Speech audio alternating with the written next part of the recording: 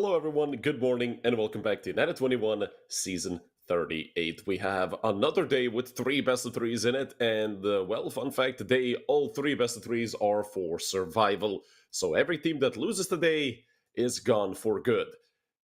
Our first match is going to be Finland versus Denmark. Havu versus Wapam. Our defending champions got 2-0 in the first match of the playoffs, and Havu won their first map versus Northern Lights 13-2 and then got reverse swept.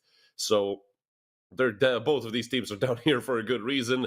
The match after that is going to be Masonic versus Prestige, also fighting for survival. And then the match after that is going to be Musketeers versus whoever wins between Wapa and Habu. So one of those two teams is really not going to be able to catch a break.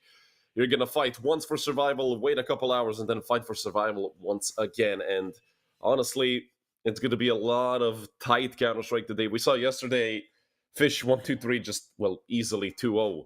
The Musketeers, Northern Lights, and Masonic was a close game. 11 Esports versus Prestige was a fiesta. It was close, but my goodness, were they... I mean, they threw everything but the kitchen sink at each other. And hopefully today we're also going to see a little cleaner Counter-Strike. I feel like yesterday it was really teams just going at it raw, if you will. Wasn't really... I mean, I can't say it wasn't enjoyable to watch. It was actually more enjoyable than it usually would be to the viewer. But watching somebody just completely misposition 10 rounds in a row or something along those lines, to me, I mean, as a former coach, y'all know I'm gonna chew them out for that.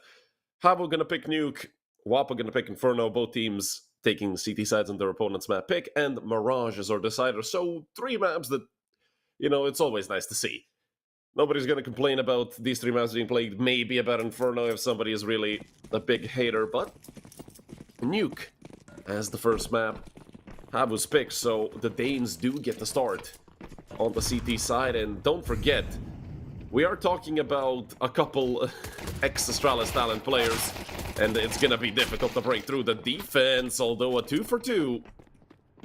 Right off the bat, 2 players have already dropped down towards the side. Quez and Zento down here already, and, well, if Zento doesn't get at least one there, this round becomes a lot more difficult. Just a tap and just a slap across the face by Thamlike.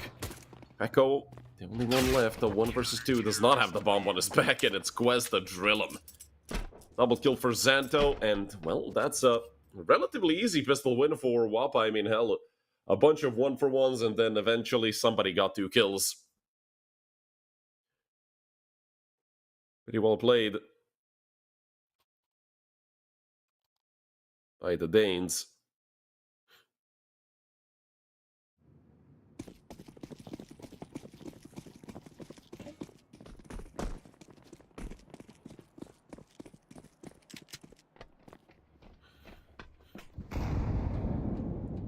Full eco for the side of Havu. 2 Deagles and the P250, and that's it. So they shouldn't be too big of a danger in this round, especially with the fact that nobody has Kevlar on the Finnish team. Oh, I saw it. As soon as Otto stopped, oh god. What a shot. Well, Quest is not going to be too happy about that one. A couple more of those and Havu can win the round, but obviously, you know, that's not a shot that you expect to be hit. Maybe Pekko has some other plans, or Skoto is just covering very well. Thamlake with an MP7. I mean, is that like the time you don't want to buy an MP9 because you don't know if the enemy team is going to force or not, but you want an SMG anyway? I mean, we saw yesterday the resurgence of the UMP. We saw it quite a few times. Zento, just with the swing. It's 2 down to Zento's M4. Once again, a double kill towards ramp.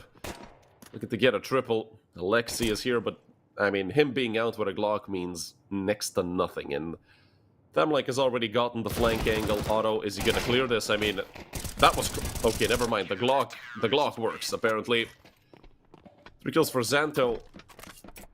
Almost tosses away his M4 into nothingness, then blocks his teammate from seeing what gun was dropped. But I think it was just an SMG, so it doesn't really matter. 2-0 start for Wappa. But it was to be expected. I mean, you win pistol, if the enemy team goes full eco in the second round, you have no room to lose that second round. I mean, it really take a miracle with the Deagles. Well, there was one miracle shot, but you'd need 5. Alexi looking to be aggressive towards outside, and with this smoke, he is going to get some good cover.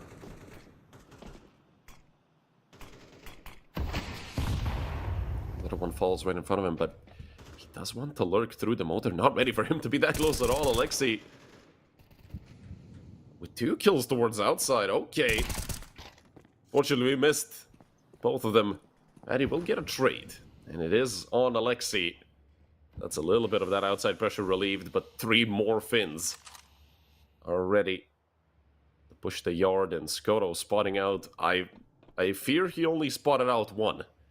That might be a problem later down the road, but right now... Okay, well, he saw both of them, so... Skoto, he could look to re-peek this. That's exactly where Puka is. Puka...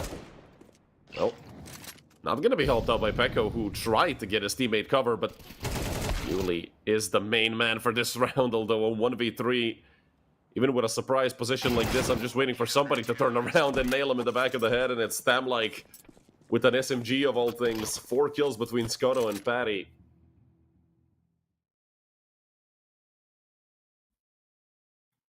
And Wap are up 3-0. Our defending champions didn't expect to see them in the lower bracket so soon.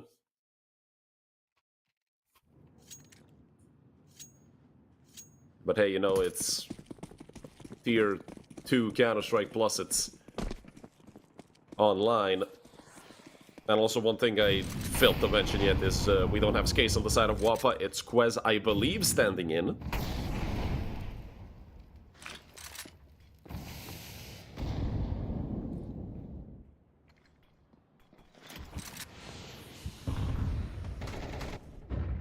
A half-buy on the side of Havu and, well, already off to a bad start.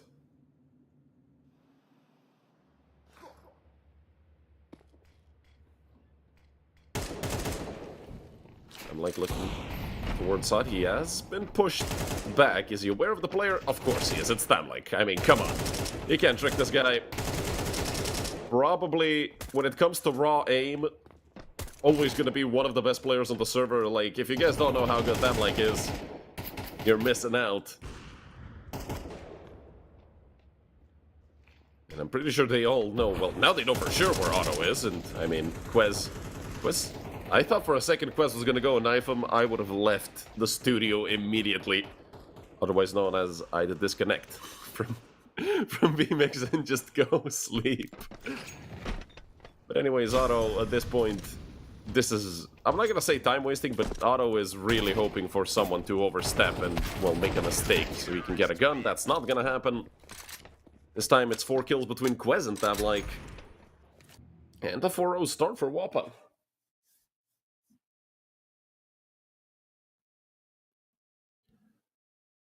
And yesterday we saw 2 best of 3s out of 3, where teams traded map picks, and the worst thing is, it wasn't even like, oh, you know, 2 close games or 1 not close game, and then the other one is a bloodshed. No, it was Stomp, Medium Stomp, and then whatever the hell happens on the 3rd map. Actually, the only map that wasn't the Stomp was map 2 between 11 Esports and Prestige. That was just a horrible trade. I hope you guys didn't get to see that. Because a lot of bad things happened in that overtime. Up until the OT, it was okay. 11 Esports choked away a 12-8 lead, but they ended up winning the map anyway. It doesn't really matter, though, because Prestige won the best of 3. And Skoto... Oh, that was a clincher. He barely got out of there in time. Molly is going to push him back.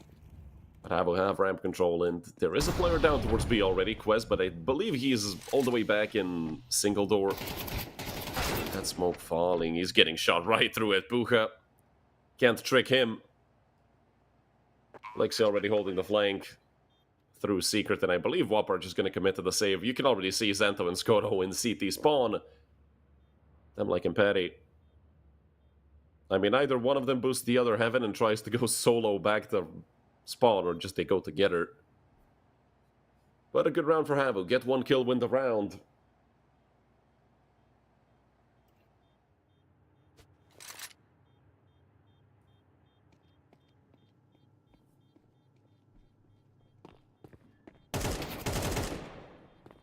And oof, Peko, that is filthy. 2 quick kills. Well, let's see if we can get a couple more. I mean, Skoda and Xanto are here. Default angles. Peko, my god. That's a kick in the teeth 3 times in a row. Jesus, Peko. I don't know how the hell he pulls that off, but hey, killing 4 in total instead of 1 must feel really good for the Finns. Danish team just got literally their money halved, if not more than that, because you have to rebuy the M4, the Kevlar helmet if you're playing it, kit, utility, everything. And I mean, Peko, that is such a great job. Especially once they already thought they were going to save. Peko said, nah. So, knowing that you just ruined the economy of your opponent,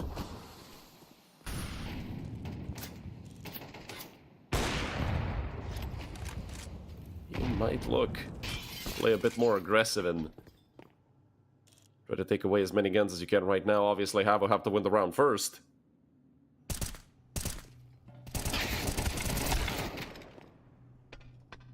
Into 2 for 2 down towards Secret. Still an even number of men for both sides. HP also even completely. But the main problem is it's only Xanto down towards B, but I don't think the bomb is going to be going down on B. Famlike and Skoda are about to have a fun time over towards the A bomb site. There is a player that already went out, and yeah, Famlike just waiting, taking down Peko. That's a massive threat that he just removed. Yuli has the bomb on his bag. There's a lot of time left for Yuli. He didn't need to stick this all the way immediately, but he did. Xanto just flies out of the vent and takes him down.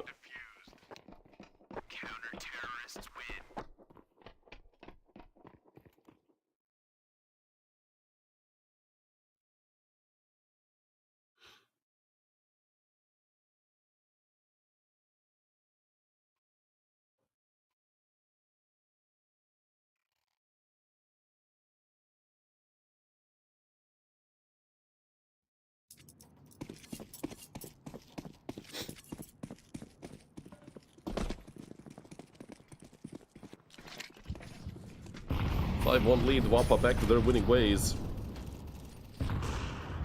But Otto has himself a knob, and well, with Skoda revealing his position, I mean, also, that is Otto. Oh my god, Skoda's gonna kill them all. Oh, what is happening? I thought Finland was supposed to have good snipers, but apparently only historically. Luckily, somebody puts it into Skoda, and it's Pucha doubling up. Cutting down the man advantage from +3 to just +1 for Wapa. And Yuli gets another. So from a 2-on-5 to a 2-on-2 just like that, the good thing, well, if there is a good thing here for Wapa, is the fact that Yuli is a bullet away from dying. But oh boy, the timing's gonna be messy here. 55 seconds left. Pucha gets his third. Although I do believe that Xanto knows both of these players are essentially 1 or 2 shots away from dying. Xanto chilling towards trophy room. And oh, they're about to go right at him. Yuli, he doesn't clear him. Xanto, the trigger discipline. S-tier by Xanto. You love to see it. Although, my goodness, should Wapa never leave Xanto in a 1v2 in that round. How do you go from 5v2 to 1v2? But luckily for Xanto, out of all the places they could have gone, not only did they go right at him, they did not clear him. A bit of luck there for Wapa. No idea what happened for them to just lose that many duels in a row, but certainly Havu, they're going to be feeling confident. They could buy, they could, you know, keep forcing or whatever, but I mean, they have a buy right now. 4 AKs, 1 Galil. Skoda heavily punished for a missed shot. Even with the utility and door, Yuli took like 11 damage and, well, some spam through the smoke. Otto, the only one really tagged, and this is Patty's time to shine, or not. As, did Yuli jump? Did Yuli just go down the vent unnoticed? Ay, nobody calmed that over. The Patty. And I think this is just gonna be a save for... What a peak, my goodness. Puja and Pekko. So yesterday we had, if your name starts with E and you play for 11 Esports, you're a phenomenal lamer. Now we have, if your name starts with a P and you play for Havu. I'm like just gonna pray that he can save the op.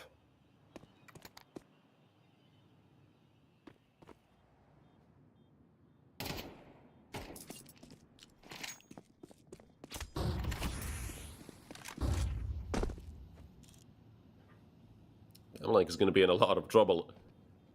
The entire remaining team of Havu. Oh, yeah, he's dead. He's dead as hell. Perfect flash, and it's of course Puja. Getting the frag, 4 surviving Finns for Havu, and the money is gone for Wappa. Although Xanto can drop an up over to Skoto. Unfortunately for Xanto, he's going to be playing what? I mean, can't even drop him an M4 and play Glass Cannon with 2800. Xanto gets a 5-7. First stack pause called by Wappa. I mean, they are up 6-2, so obviously a reason for that to be the first one. Losing not a very clean round. From their perspective, from the perspective of Havu, 4 surviving players killing all of them. Just the icing on top.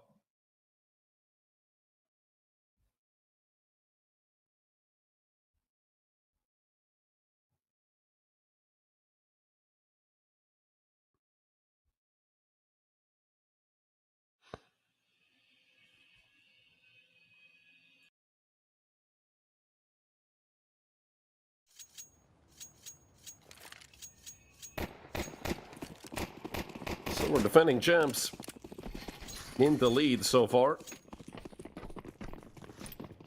But Havu, I mean, these last few rounds, it really feels like they're about to turn this around. Just a little bit of luck. Obviously,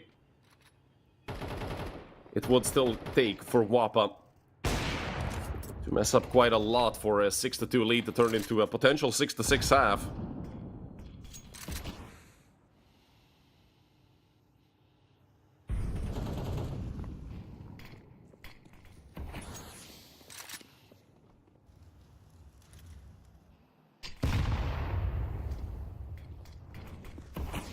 Surprisingly, a very calm round to start off.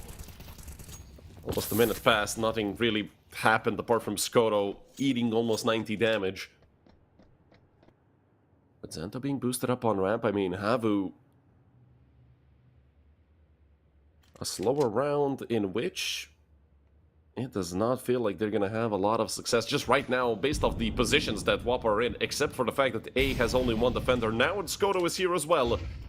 But oh boy, are Thamlike and Skoto gonna have their hands full, but that is if Havu decide to go out into A and not just drop down the vent, but with their positions right now, I feel like they have to hit A. 30 seconds left, the peek from the vent, Quez gets a frag, Thamlike as well. Otto was able to close out that MP9 to try to push him up the vent, but just Patty waiting down there already. You don't expect a second player to be in the vent. And what a round by Wappa this has been. Alexi will have a chance, and Skoto is just faster. So at the end, it's Wappa stealing a round away. Unbelievable that how we're able to drop this. And I'm surprised, they're down 7-2. But this is their first timeout that they call.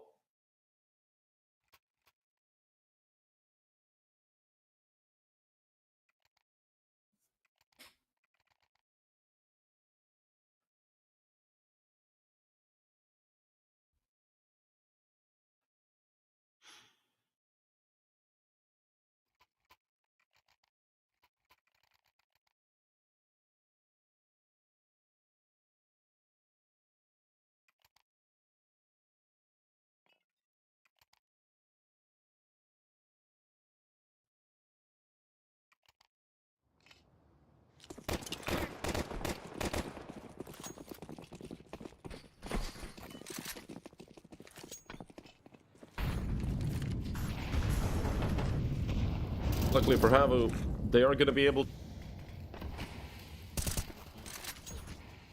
out another.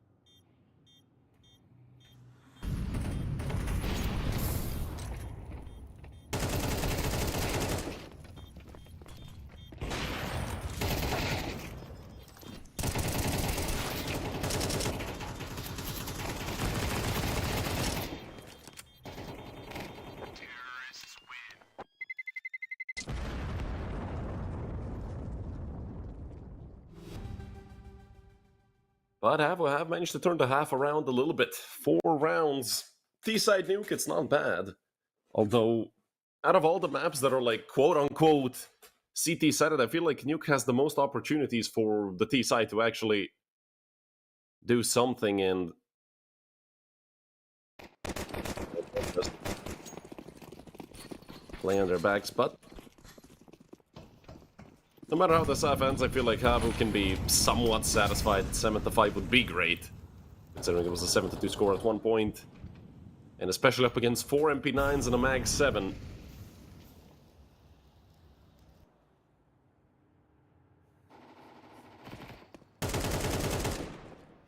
There is a player aggressive outside, I believe, and Skoto close and personal MP9. My goodness, that is disgusting. To even witness that is horrible. Skoto, you should be... I mean, obviously, I'm taking the... Oh my god, he did 94 damage to Pekko as well. Xanto's ready to do the exact same thing.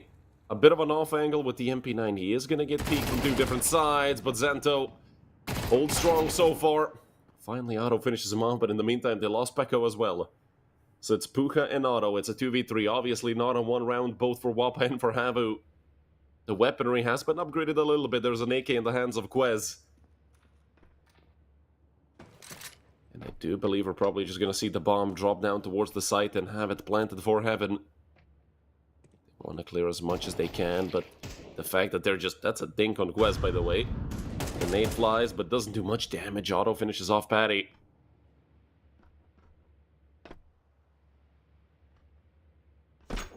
Two versus two. Puka dropping, making a lot of noise. There is a player towards hut that could peek later. Quez going all the way around. This is genius work by Quez. They're going to be worried about hut anyway. The problem is, there is a player heaven, so Quez isn't really going to have an easy time climbing up heaven. Hell, he would probably prefer to have an MP9 and just shoot from the ladder, hope for the best. Obviously, Tamlike making noise. Puka finally going to finish him off. Down goes Quez. And it's 5 rounds at the half for Havu. A very decent half by the Finnish team. Hell, I'd even say good. 4 out of the last 5 rounds won by the Finns.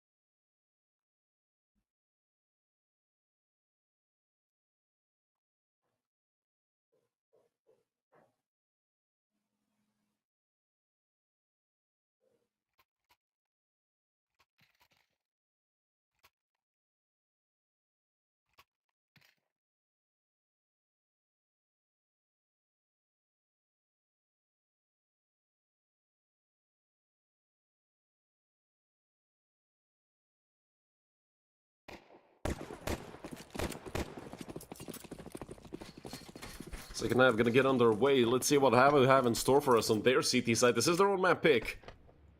And I'd say a pretty good T side has been left behind them.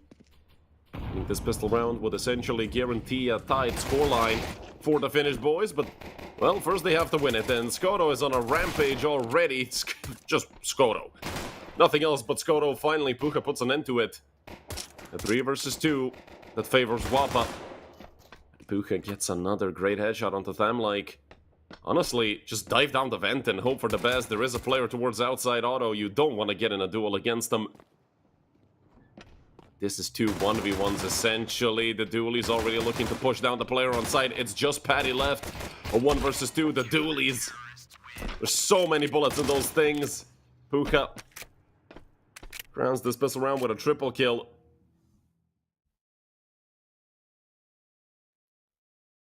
That's what I was saying, winning pistol, not allowing the plant. Should mean a good shot for Havu to make this 7-7, although Skoto dropped the hero AK over to Quez, and the rest of the team is actually going to force alongside them. This might be a little unexpected, especially having that AK. 2 SMGs and the FAMAS, definitely the AK will get a chance to shine. Minimal damage with the AG. Luckily, everyone except for Skoto have Kevlar and helmets, so if that AK does go down, they can easily juggle it around and pick it up.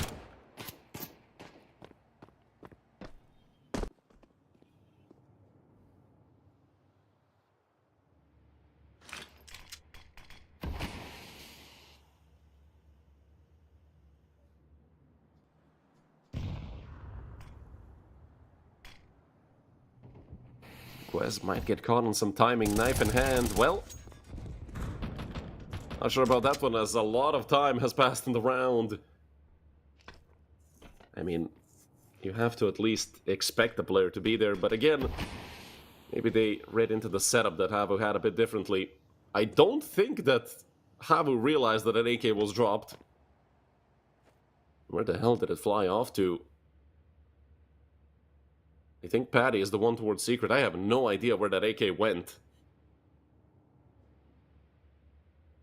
Oh boy, is it going to be a nasty surprise for the players towards Squeaky. Tamlike and Patty did get 2.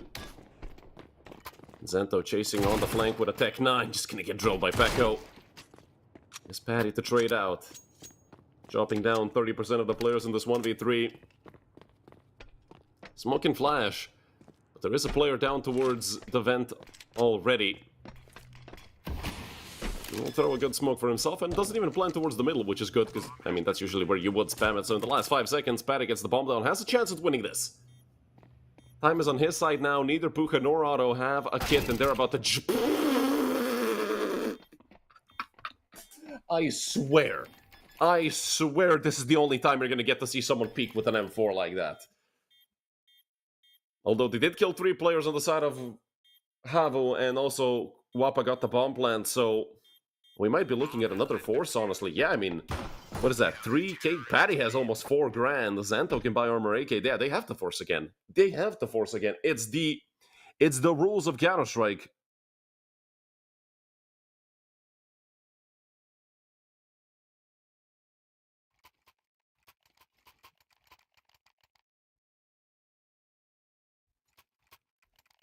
And Wappa are gonna list this stretching 3 kills and AK.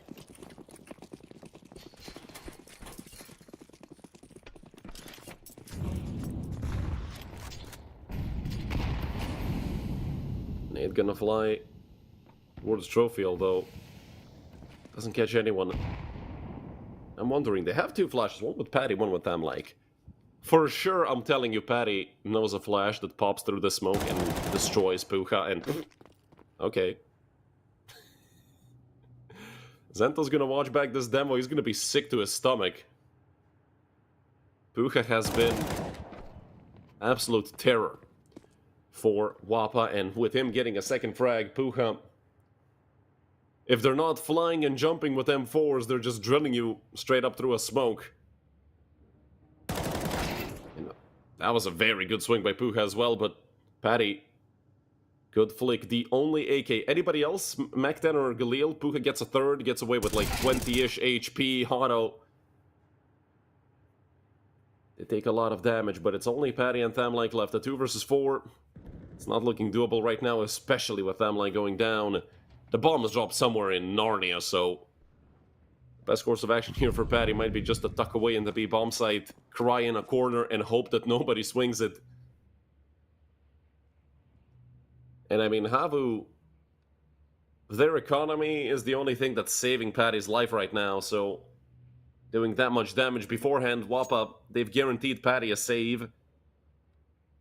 Because even with 4 players alive right now, who has the most money saved up? Otto with 3650. The next player is on 1550, the next player is on 700 bucks. So you really don't want to throw money away when you don't need it. Patty's not going to get loss bonus. You know, it's going to get evened out with this round because they have 3400, but that's the 3rd round in a row for Havu. Wappa are in trouble.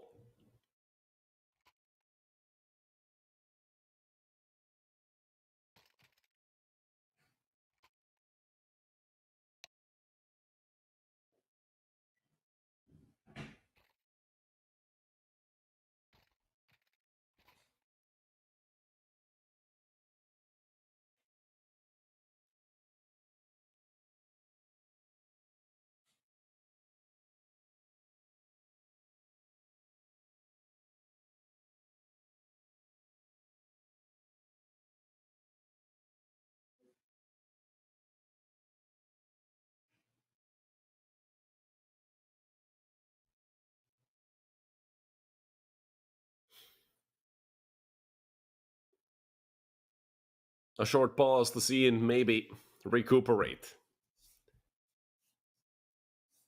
Obviously, Havu just cruising along through the CT side.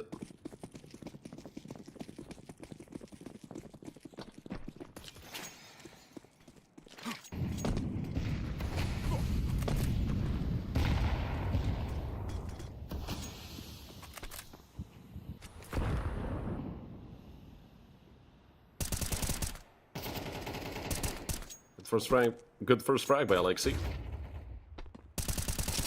With an M4A1, it's going to be hard to track him. You can really only follow the holes being created in the smoke. No tracers to be had. Up in the hands of Otto as well. There is a player who crossed already. Skoto with a scout. I mean, in a million years, Skoto shouldn't win a duel. Otto down towards... holding that angle, unless Kodo wide swings it and hits a running headshot or something like that onto Otto, where he just peeks Alexei and drops him. So 4 versus 4, obviously still a massive advantage on the side of Havu.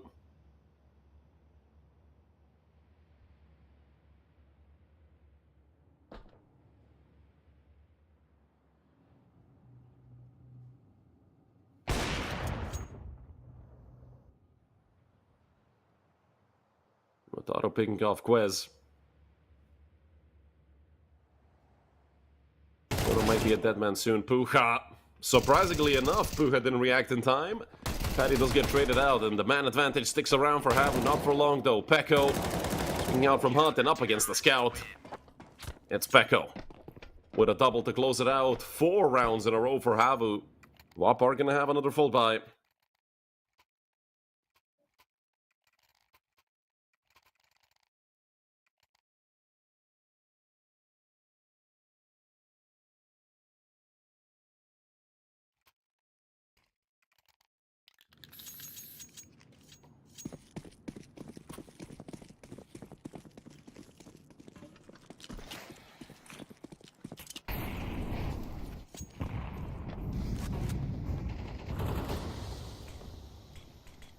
Alexei once again looking to be aggressive on outside.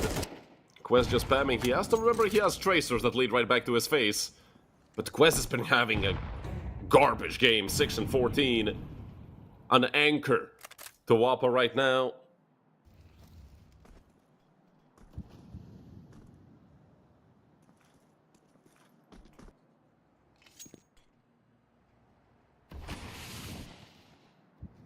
Smoke on top of Mini.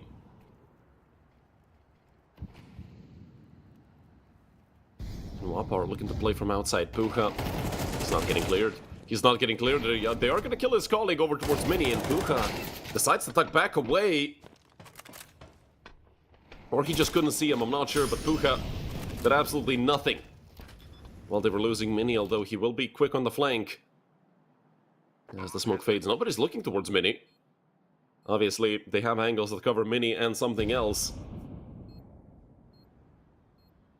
The batter just waiting for the push. A 4 versus 3 post plan for Wappa. This would be essentially a Falcons level choke if they lose this. Zanto, no chance that he doesn't get this kill. It would have taken literal divine intervention for Otto not to die in that situation. Let alone get a frag. Be pushing through Mini, at least one player, Puka. Finally, all the waiting is going to pay off, but just for a single frag. WAP are finally going to break the streak of Havu.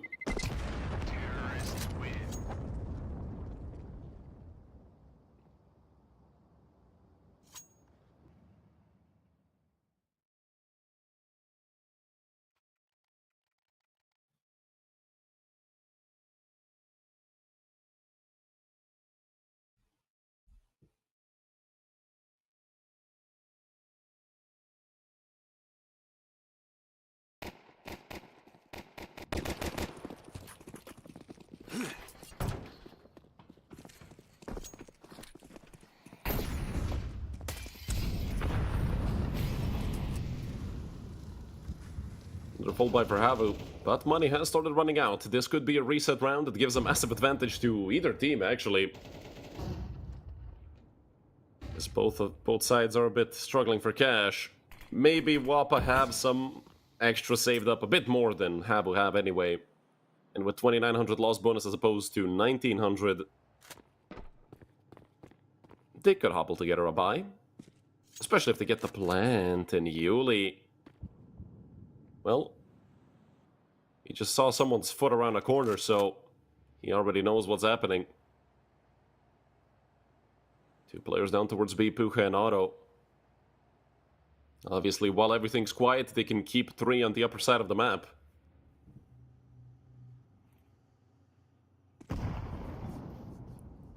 With Util flying out, Otto knows what time it is. Getting dinged for 7 HP. Might be some divine intervention for Otto that I was mentioning previously. We'll try to get up the catwalk, and he does so successfully. And he's just gonna right-click a smoke outside, single door. And now you force Otto to watch an entire smoke instead of just a single choke point, but they've lost so much control towards the A-bomb side. It's a lineup for Alexi. They do trade things out, but unfortunately nobody's ready for Pekko. MASONIC drops into Puka, and that's round number 10 on the board for Havu. A 10-8 lead. And Wapa are in a situation where it feels wrong to buy, it feels wrong not to buy. I feel like a half buy here. Let Havu have their 11. But again, just the second tag pass called by Wapa. I don't know, this second half, they've lost 5 out of 6 rounds. I feel like the timeout was certainly warranted a bit sooner.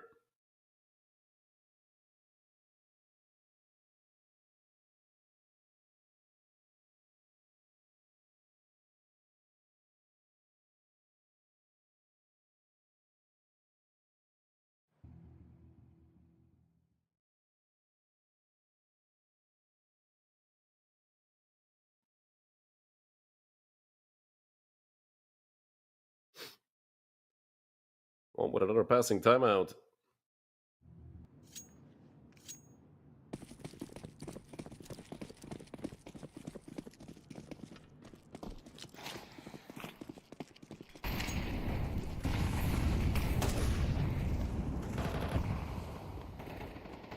Smokes outside once again. Puka just back to his regular position. Keeping it as well. Some damage onto Zanto. Nothing to actually worry about. And, well, Secret is open. And the entire B side is open as well. Quez has a massive chance to pull something off with this lurk. You might look to dump a bunch of utility on ramp and see if they can mask the sound of Quez coming out from either double, single, or whatever. But Quez has no idea. Obviously, Havu have been playing down towards B quite a lot, so him being alone, obviously, he's not going to believe the fact that he's alone and he's already being flanked.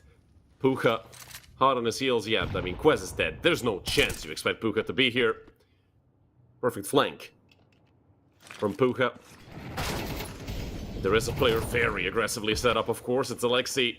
They do trade him out. Skoto needs to get this frag, and, well, Skoto delivering this entire map. Molly towards 7, that's going to guarantee the plant. There is a player in the vent who... There's no chance they allow Puka to come out the vent. Not in a million years. He would have to fly out, get a lucky shot on the player that's right next to him, and then not get instantly traded by the... Well, waiting them like... Molly will fall on top of Skoto. Flash there as well. Skoto avoids essentially both things. A wild spray, but it's a 2 for 0. And that's going to force Otto back. No chance in a 1v3 with an AWP, especially not on the A-bomb site.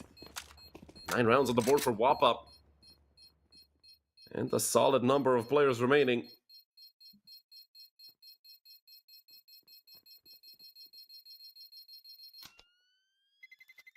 Terrorists win.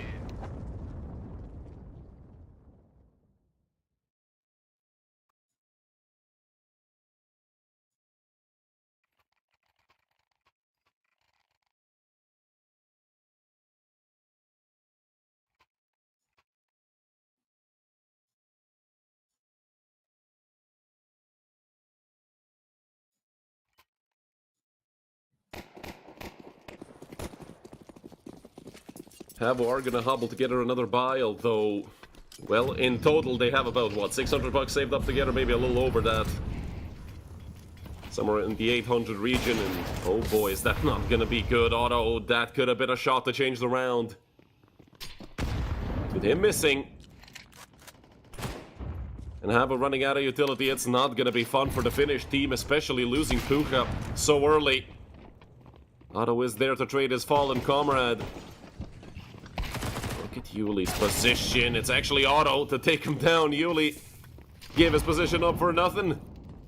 Luckily, Otto does get the kill anyway, but it's going to be really hard coming into double door. 2 players coming from the side of Havu. Wapa are holding it with essentially the entirety of the remaining roster. Skoto and MASONIC send Otto saving yet again.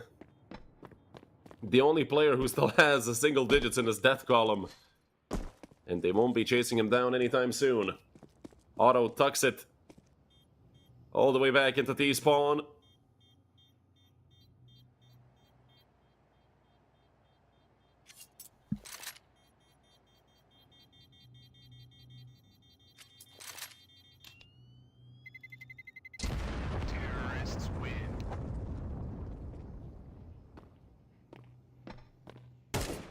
Well, with the scoreline tied up once again, Wappa have a massive advantage. The money is horrible for Havu right now, and even with 2,400, it's not going to be a perfect buy in the next round. Especially if they decide to spend it right now, even a little bit. And I mean, a smoke in the hands of Yuli.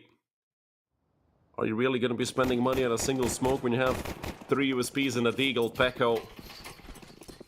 Unless he gets some frags, going to be on 39.50 in the next round. But obviously, with that update to 50 bucks per kill terrorist, Otto tried to play... Okay, well, that's just insane that Otto went there. Pekko gonna get burnt out from heaven, does get 1 frag, so that's some extra money for both his teammates and especially for him.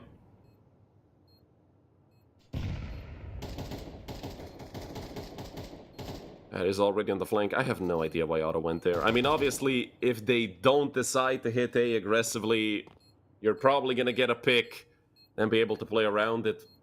And it's unpredictable for the op to be on A. I mean, I can give him that. At least unpredictable for him to be that aggressively positioned. With a player towards vending machines. Yeah, never mind. Skoro just swings out into Puka. Down goes Yuli as well, and it's 4 alive for Wappa. Alexi, just a USP, nothing that he was able to carry over.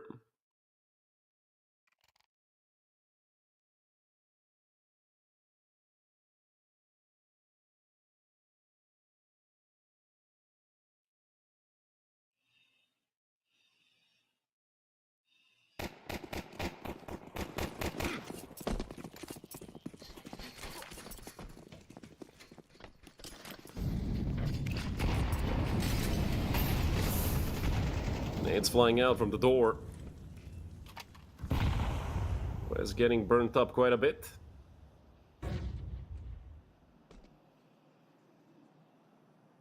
Wappa are able to send some players down towards Secret.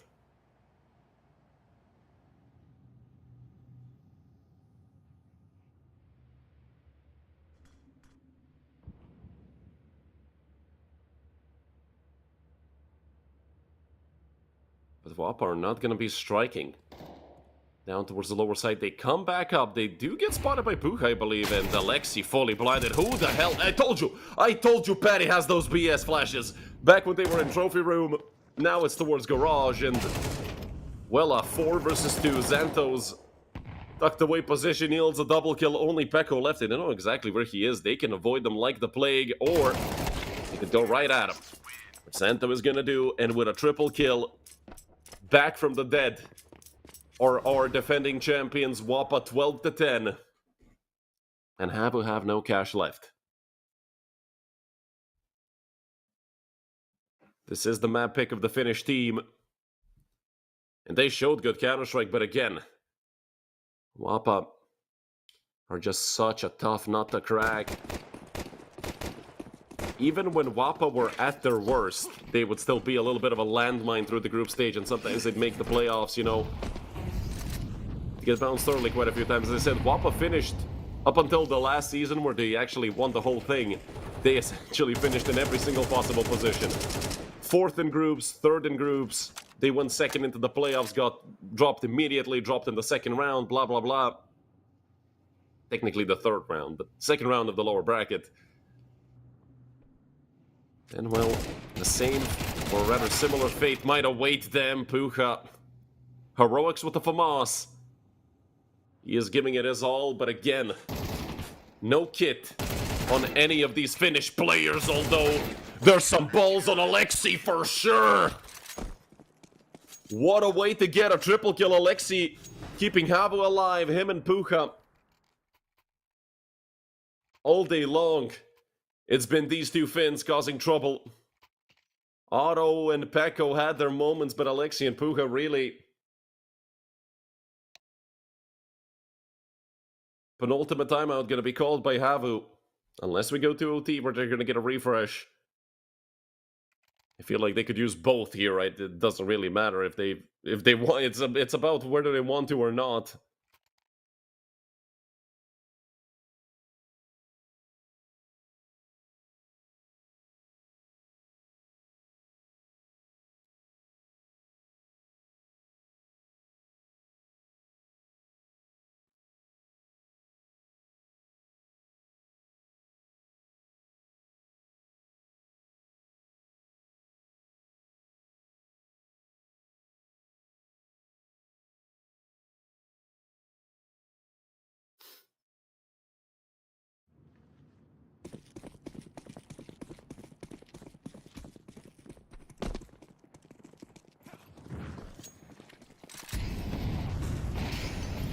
Alexi looking to be aggressive again.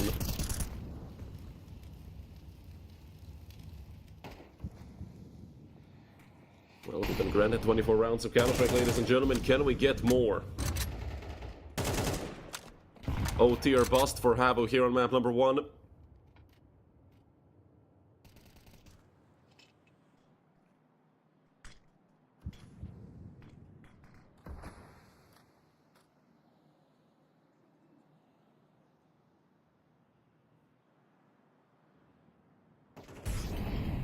Feels like the calm before the storm, and Xanto seems to be cooking up a storm. Quest Wings as well. Nobody's ready for these Danish players. And is this the end for Havu? They couldn't quite hold on. It seems like Alexi unable to connect the spray transfer. Pucha and Otto. A 2... Well, now a 1 versus 4. Pucha, yes, he is the top fragger. He has been their best player on Nuke. But with 35 HP. How can you expect them to win a 1 versus 4? It's been such a close map. Pucha just looking for an angle, but nobody's gonna give him anything. They won't give him, not an inch, they won't give him a 1/10 of a millimeter. A molly flies towards Mini, and I mean, Pucha at this point, no kid, you can just disconnect from the server to save time. If he had an nade, I'm certain he would throw it at his feet. And, well, if anything, he'll look to get an extra kill or something, and yeah, he will get more. Wild spray, Pucha, he's done for. 13-11, Wappa squeak by on Havu's map pick, and all because of that big streak of rounds that they had, like 4 or 5 in a row. This was much cleaner Counter-Strike than we saw yesterday. Obviously, there were still some hiccups that happened, especially Wappa, who, I mean, we almost got taken to OT. Alexi should never get a triple kill with a FAMAS in a situation like that, and there are a couple other rounds that, well, there's certainly critiques to be had for both sides. Havu, they had all that momentum going. Wappa just ripped it away, and, well, all in all, congrats to Wappa for winning map number 1. Now they're going to their own map pick. We're going to get to see them on a map they play probably even better than Nuke, of course, after a short break.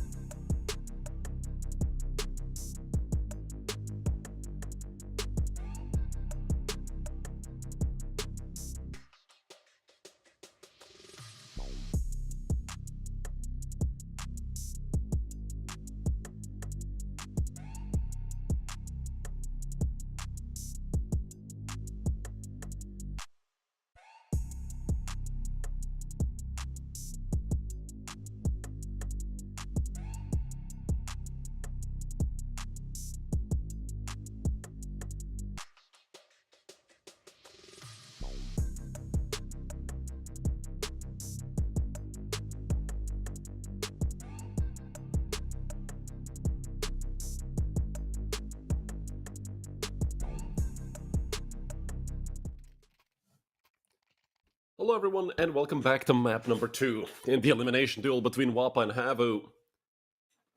Yesterday it was Sweden versus Denmark, now it's Finland versus Denmark. And well...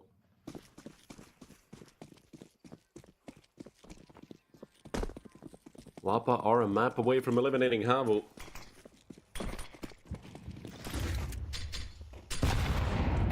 Great nades to start off the round. Quest does get the trade though, and even with that nade stack... Well, Pekko and Puha still don't have Kevlar. Up against Glogs, that's not gonna be very fun for the two of them. Havu missed an opportunity to take map number 1. Havu smoked off as well, he wants to swing the dualies. Well, with all those trades, Skoto and Quez left in a 2v1 up against Pekko. Quez had a horrible first map, and Wappa were still able to take it. If Quez steps up as one of the more experienced players here, we could be looking at a Wappa 2-0 and elimination of the only remaining Finnish team. Pekko, unsure what to clear first, gets shot in the back. Skoto was missing a bit, but he eventually connects. 2 for him, 2 for Quez. Wappa off to a great start. Now I wonder, will Havu immediately answer with a force? Inferno is a popular map for the CTs to force on after losing pistol, but we might just see that one flash be picked up and chucked somewhere with essentially all 5 players looking to peek together.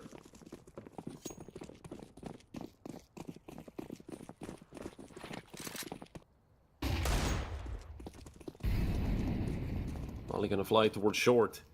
And I mean, look, Wappa were ready for a force. 4 rifles, 2 of them being AK-2 Galils and a MAC-10. But oh boy, did Havu miss which site to stack. Unless Wappa decide to go through CT to B, which, I mean, it might happen. But yeah, I think Havu just realized that there's nothing going on B. It's completely open. And Wappa have also just realized it's a stack. So, now's the question of Havu, will they just look to go and maybe get a kill or 2? Or just try not to give Wappa the kill reward, although I feel like it is worth just going for those kills. Some extra money is never gonna hurt, especially on the CT side.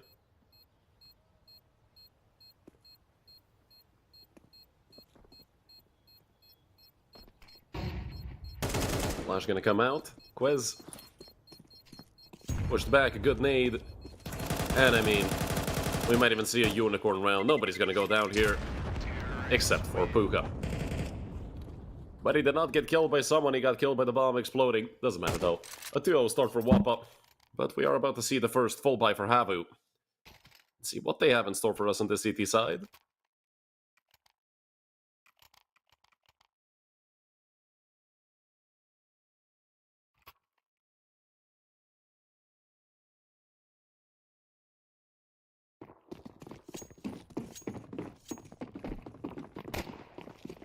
Four M4s and a FAMAS, although a massive lack of defuse kits on the side of Havu. Wappa also looking quite confident coming into Inferno. Obviously, you stole away your opponent's map pick with a 13-11 victory. 3 players on B still for the Finnish team. That could be a massive problem. Pekko and Yuli, the 2 players here towards A. Pekko caught while dropping a flash over towards long. This could be the beginning of something horrible for Havu. Smoke will fall towards Moto. Must take quite a few bounces to land. Some damage dealt, but Otto barely alive. The retake can commence. Patty is incredibly low, but he's in a position you're not going to clear unless you're coming from second mid. Though Alexei, he's going to go the long way around. The more we wait, the more Patty's position is going to be useful, and he tucks down towards Boiler, but caught on timing by Alexei. Another smoke for long. It's going to be very difficult for those 2 players to come out. Flashes are about to fly. A 4 versus 2. Skoto wild spray that does connect, and Tham like really needed that kill. No time left. Otto And Puka have to run. I do believe both Skoto and Thamlik are dead. Actually, Thamlik's dead for sure, but Skoto, he might not be. Terrorists win. Thamlik gets folded by the bomb, and it's a 3-0 start for Wappa. They did lose 4 players, however, and, well, a lot of damage to their economy, but still Havu about to go on a half-buy. So Wappa will have a chance at having a convincing round win. With a lot of players alive, and, well, they can just use that to snowball their economy.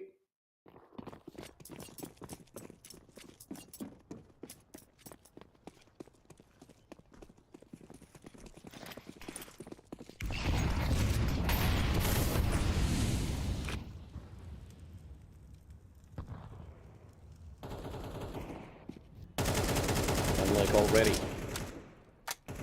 Opening up with a frag.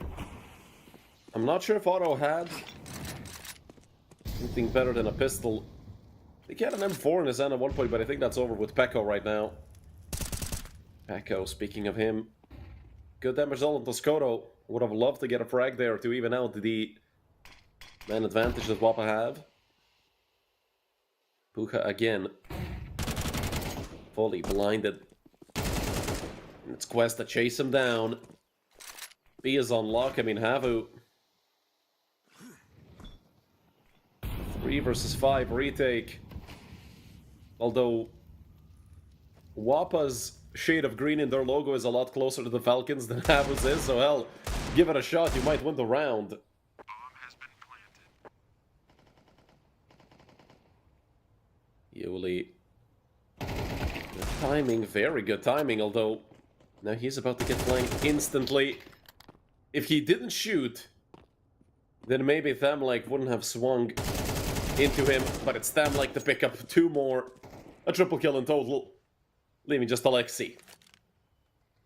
All alone.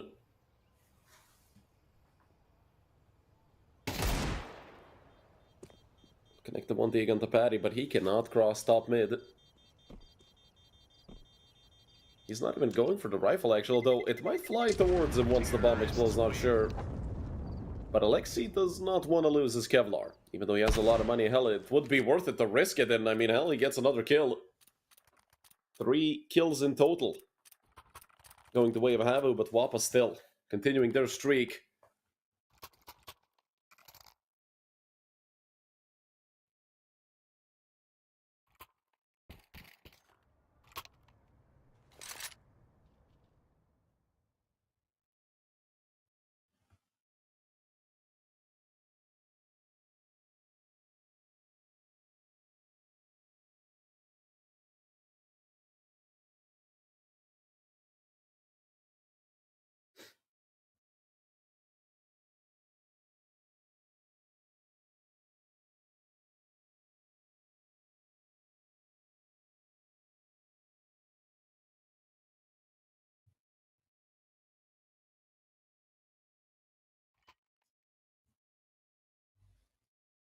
Well, a timeout called by Wappa.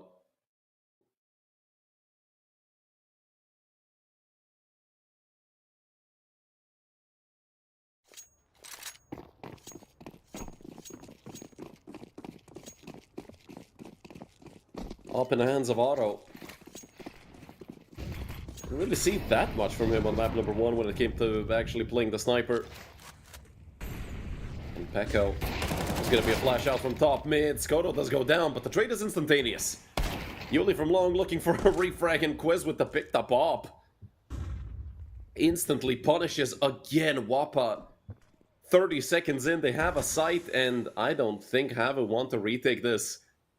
A is notoriously difficult to retake, and in a 3v4, which are already a player down and you're on the CT side, it's still early in the half. They still don't have to, you know, throw crap at the wall and see what sticks, but we're getting closer and closer to that point.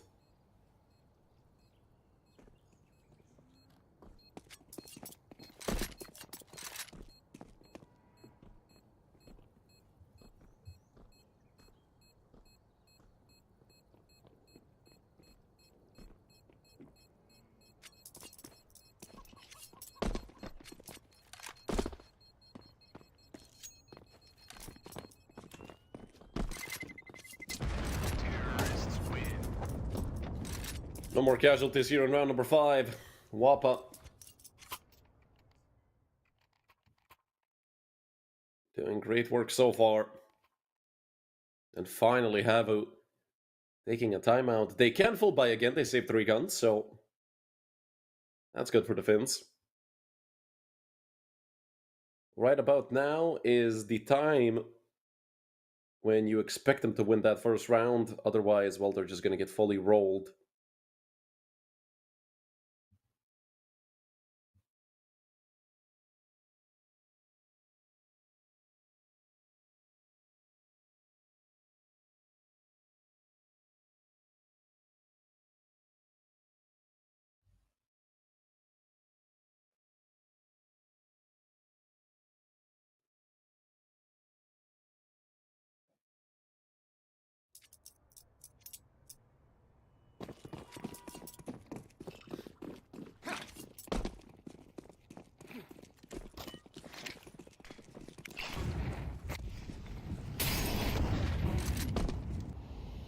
Fast push up second mid for Zanto.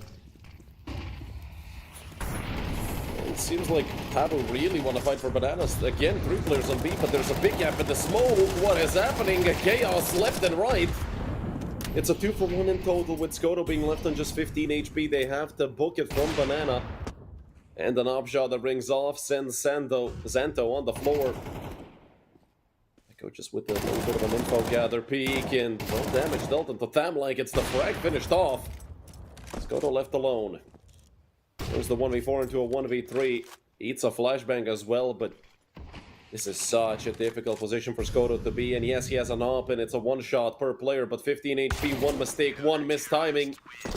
And it's Yuli taking him down. Finally, Havu win there first. And as I was talking about this topic of now's about the time they usually win their first round, because if you don't, you're probably just going to get rolled. 6, 7, 8, 9, 0. You never want to see that scoreline.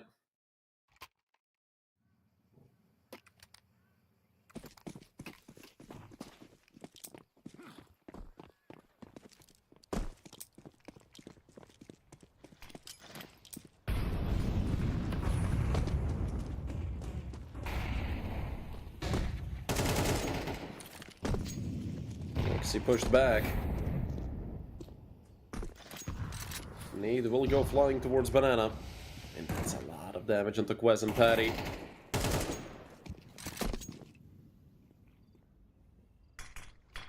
The smoke is gonna fall. I mean, this is a 35-second duel in Banana and it's not even close to being over. Patty gets burnt out.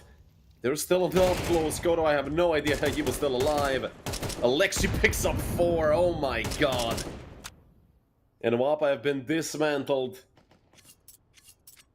Surprisingly enough, Wappa decided to go that hard towards Banana. So far, they were playing mostly defaulty rounds or just not being that grouped.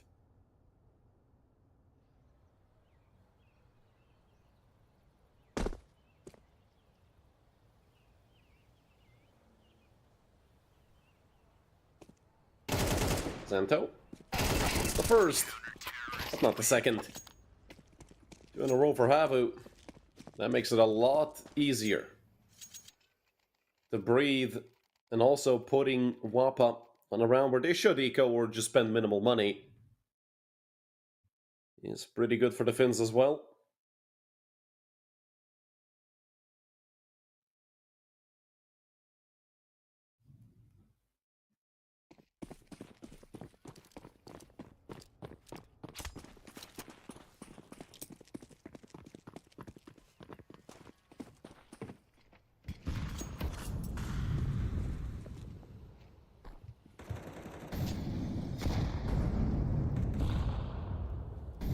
This time a different setup.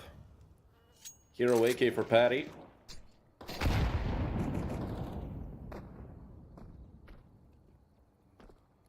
Three on A for Havu as well. And Wappa don't have any utility. These are going to be raw, dry aim duels. Yuli will have help from short. Auto is there. Pekko could arrive quickly if needed as well.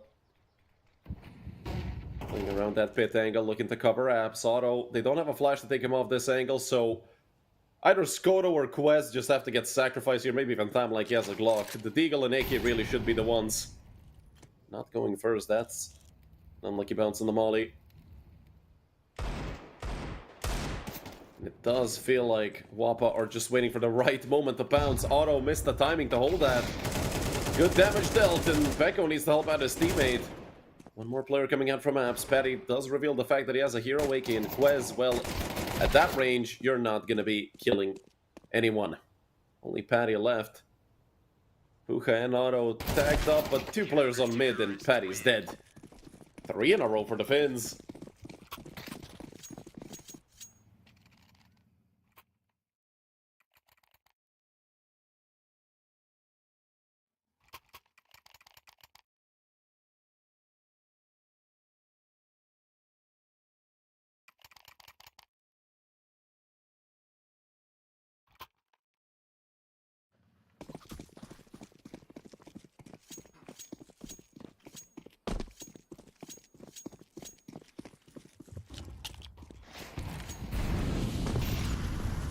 Once again, Havu.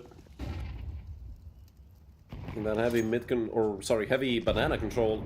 But essentially it feels like mid on many maps to have to fight for banana every single round, and Wappa, recognizing how much space they've been given by Havu, are just gonna walk out brackets, and oh boy.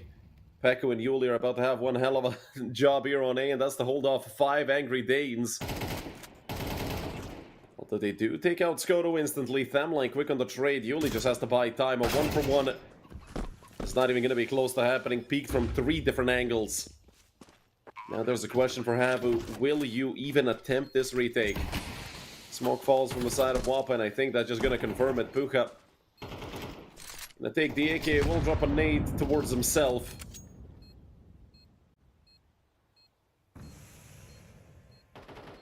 And Wappa secured their 6th on the board.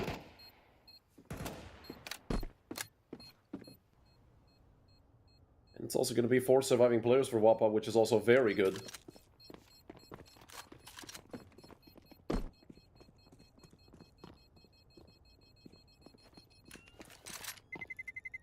Especially when the economy was...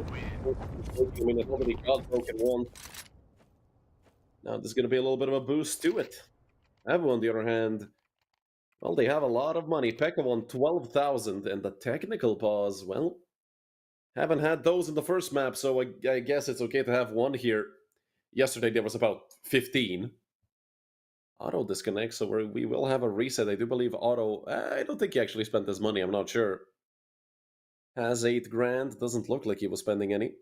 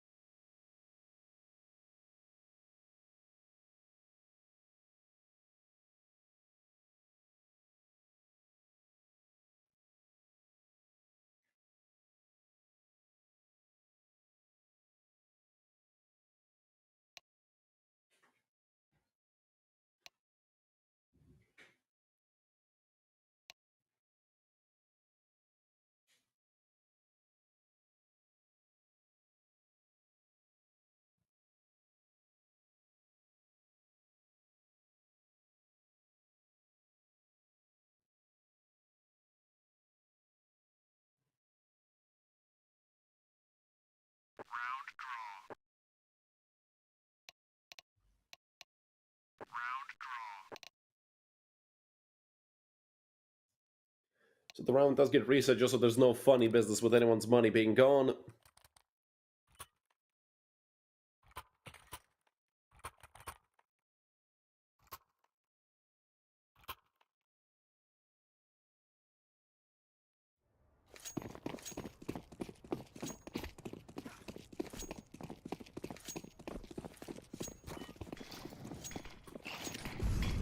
Papa have a chance at, well, guaranteeing themselves at least a minimal lead at the half with this round. Havu could break the economy of Wappa once again. Puga spamming through the smokes as he knows best. Quez does get the trade. Tally that up to the headshots you guys are counting. Quez, well, with 14 HP, should probably be dead.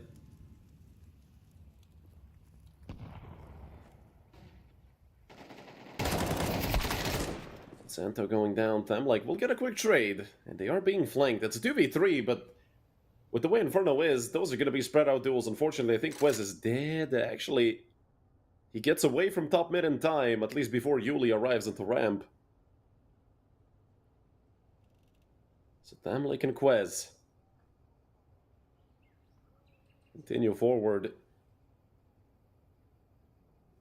Otto on the site with an op. That's probably the best sight to see for Quez, who is already low, and that's another insta-headshot for Quez. Now they have so much space to work with. The bomb's gonna get it planted. And Puja might look to push as soon as the bomb gets tapped, but no. He has to wait for his teammate. Just 15 HP on him, 14 on Quez.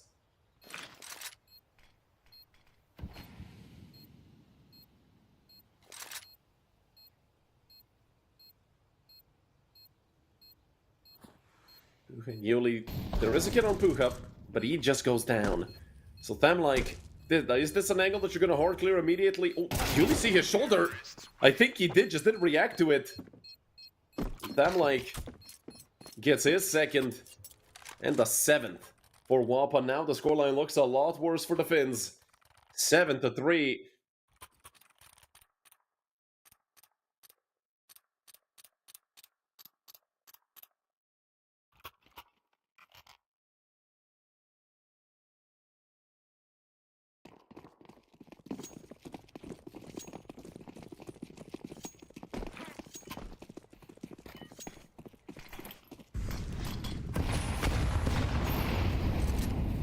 Damage.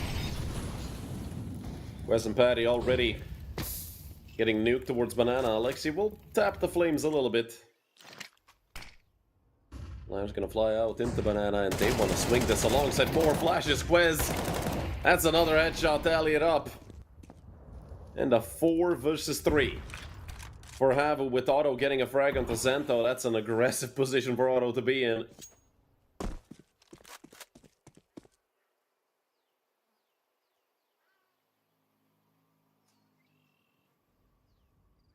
This is a very good crossfire for Puja and Yuli to be in. Mac 10 first. Insta trade from them, like. Look at how fast on the flank Pekko is. Puja just has to buy time. There is a player coming from CT as well, and Pekko, well, they're not going to be ready for him to be here this early. Flash going to fly out, and yeah, well, the player looking at the floor in pool is dead, and, well, Temlike is dead as well. 4 rounds of the board for Havu.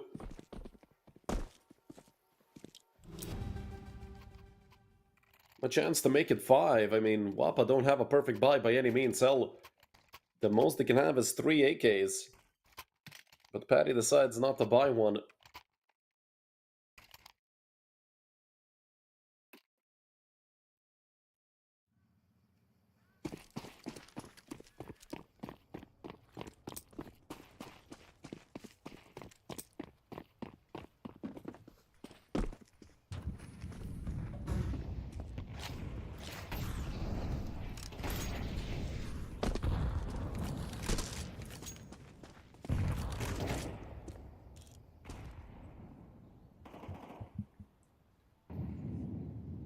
Yuli ready with a Molotov.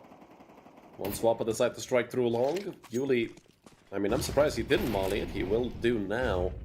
But they can still wrap the B. At this point, wrapping B is the perfect call for Wappa, and will they recognize it? Skoto has gone towards CT, joined by Tham. Like, this might be the moment where it all breaks for either Have or Wappa. Quest still has the bomb on his back, so should look to move through Arch and Pekko with good timing. Seeing Xanto going back should be the confirmation, and well, seeing players shooting at you from CT is all the confirmation you need, but I don't think Wappa gonna be taking this one home. A 5 versus 3 for Havu. Lexi has 2 more players coming in through Banana, so Patty is dead for sure, and Pekko recognizes it. At the end, it's gonna be 7-5, so relatively close half, but it was a 5-0 start for Wappa, so Havu winning 5 out of the last 7 rounds obviously can be very happy about this score.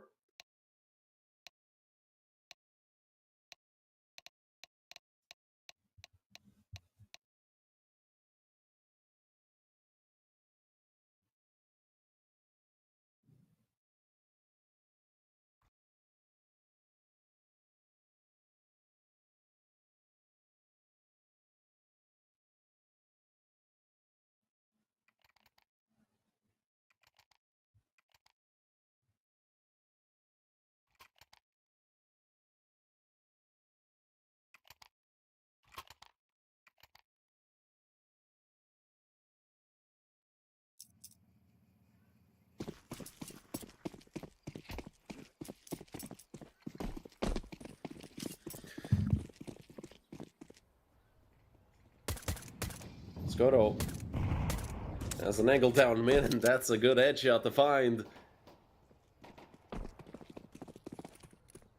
If Wappa win this pistol, that's going to guarantee them a bit of a bigger lead. Not just a bit of a bigger lead, it's going to be 4 rounds most likely, but Quez gets drilled by Otto. And with Havu having top mid control, I wonder what they're going to be doing with this. They want to go back towards B. This is genius work right now. Thamlike and Patty both rotated. And I wonder when they're going to start thinking about, oh, is this going to be B? Are they going to rotate back? Listen, Patty is already back there. He doesn't have Kevlar and he's 2-9, so good luck to Patty. He's about to have 4 very angry Finns running right at him, and he gets absolutely decked by Pekko. So a 3 versus 4 retake for Wappa. Incredibly difficult round to win from Wappa's position. If they had a kid in a smoke, maybe. Plus Havu are pretty grouped up. It would take 1-for-1 duels being lost the exact way they are being lost right now for them to even have a chance at losing this. Don't forget, a 4v3 turned into a 1v2 for Otto. Thamlike is looking to stick it, and Otto goes down. What a retake by Wappa. They took nothing but 1-by-1 duels, and Havu get punished for it. That was their golden ticket.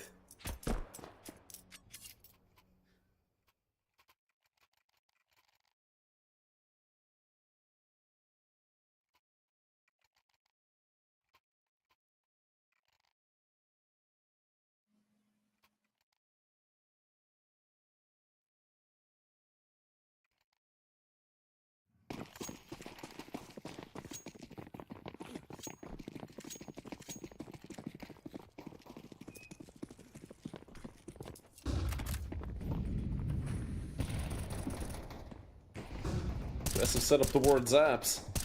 Yuli taking a lot of damage. They did decide to force, obviously, with the bomb being planted. That's sort of the default thing to do. 4 players on A for Wappa. Thamlike does get the first frag, so already difficulties for Havu in round number 14.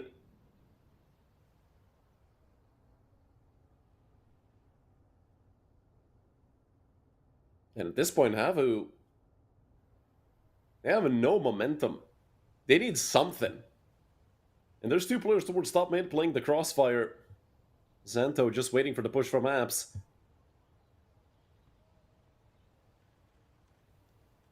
Havu ready to swing out. They have flashes, but they're not throwing them. They want to try peek this. The swing out is there. Quest picks up 2 more. MP9 in hand, but he does get traded out. The Molly as well. More to drum, but with a Molotov. Quez with a triple kill on top mid, 14 and 9. Completely different situation than from what we saw on Nuke. And at a 9-5 lead.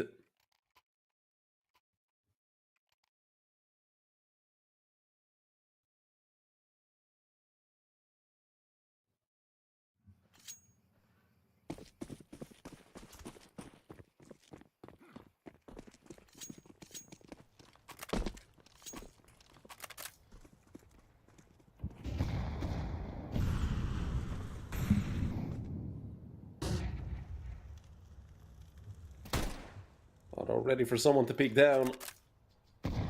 Nade is gonna do decent damage, 31, not bad. Wappa, however, this round you simply can't afford to throw away. Have a chance of going up 10-5, doubling the number of rounds your opponent has. Is expecting someone to be out, and well, with the swing out, down goes Pekko. Almost. Had good enough timing to potentially catch a frag from short. And with the man advantage, Wappa don't really have to move at all. Although 4v2 on the B-bomb side, Wappa could be in trouble. Flash comes out from Thamlike, he swings it, and through the smoke, it's actually just a single kill for Thamlike. And Patty goes down as well, Yuli and Otto. Doing a good job so far, Quest wants the swing. Does not deny the blend, but denies the existence of Otto and Yuli any further. A 10-5 lead for Wappa. Havu did get the plant, so that's a bit of a cash injection. Obviously, they would have had money anyway, but this just guarantees that they're going to have full utility and maybe some money remaining.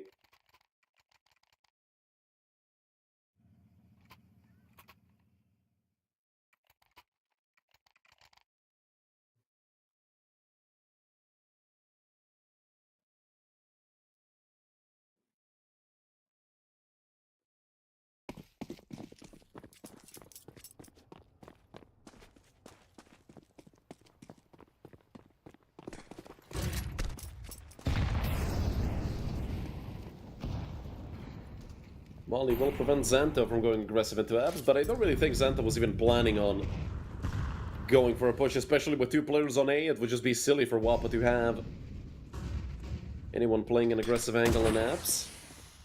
Alexi looking for some action towards Banana. Scotto pushed away.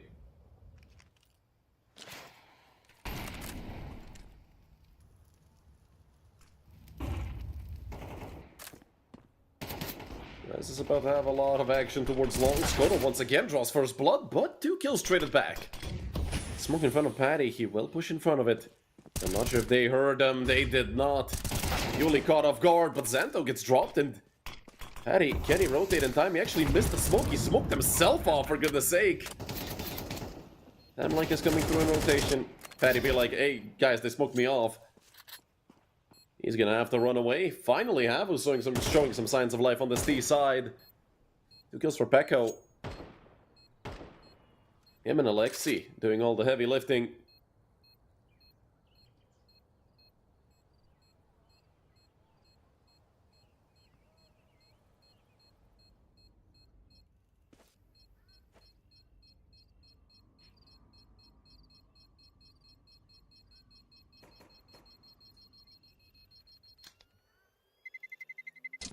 Terrorists win.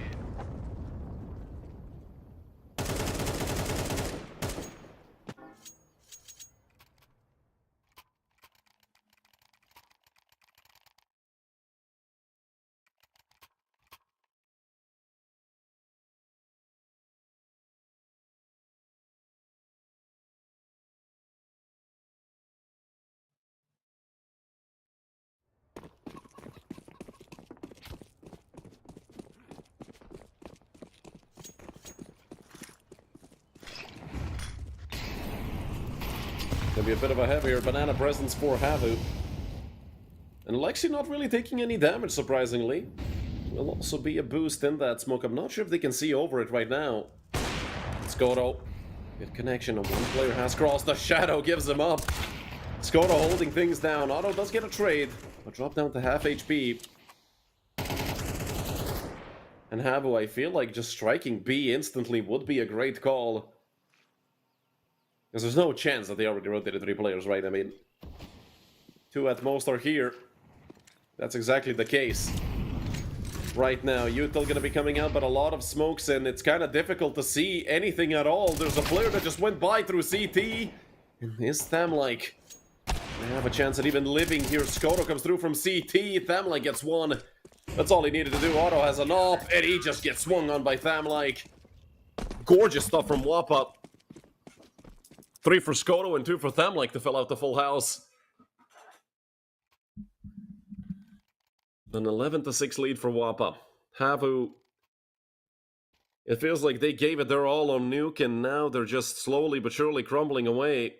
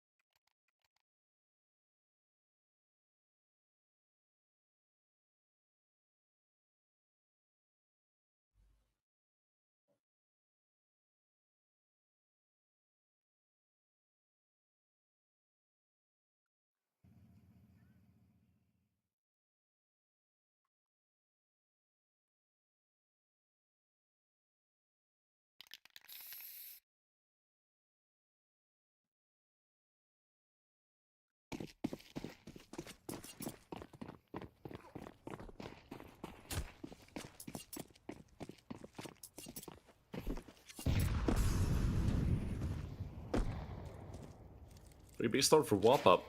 And with Havu having the bomb over towards second mid, this could lead to something gorgeous for Havu, although Skoto already rotated back. And that's the one player you really want to avoid right now, or take out Quest, that's also pretty good. Considering Quest has been having a blast of a game, and Xanto in the smoke. He's literally body blocking them all, and Xanto, the guardian of balcony. They get 2 trades. Rather, 2 frags back. Puka and Pekko going down, especially an important frag onto Pekko. Paddy dinked. He will look to fall back, nade thrown, but way too deep. Auto, good free fire. Skoto gets another. You just can't stop this man once he gets going. They have lost long control, but now they know where Auto is. The swing out from short comes through, and, well, Alexi really needed that frag. Skoto swings again. He does miss on the player peeking from the smoke, but it doesn't matter. Back-to-back triple kills for Skoto, and we have a 6 match rounds in a row for Wappa. 6 chances for the Danish team to eliminate the Finns. Havu, they've gone really cold.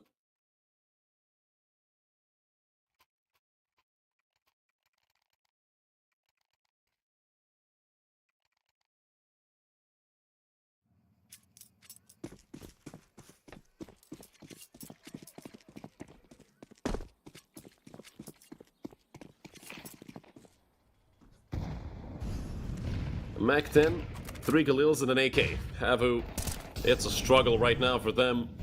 Need 6 rounds in a row. They don't need to be flawless, they just need to be one no matter how. Well, with a perfect flash, Alexi taking out Paddy. Smoke comes through. Thamlike just trying to duck all the bullets. Flying right at him. Has pulled Skoto over in rotation. Thamlike needs at least 1, and he's good for 1, maybe even 2. The spray transfer is there.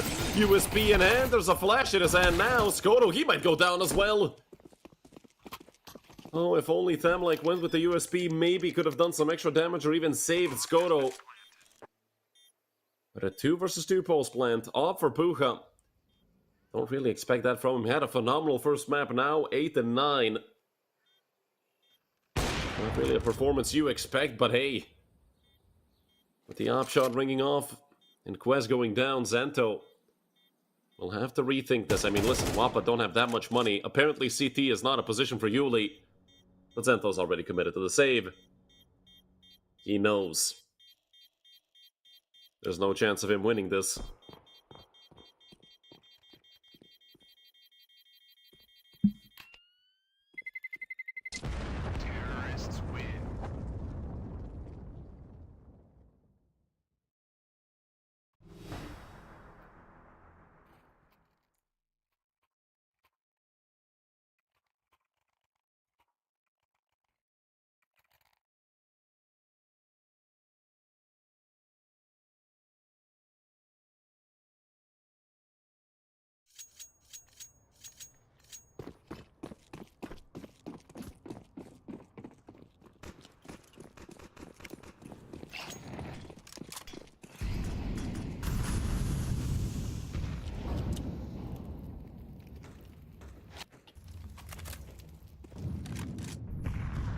Bit of a weaker buy for Wappa. I mean, just that one Deagle that's really a eyesore.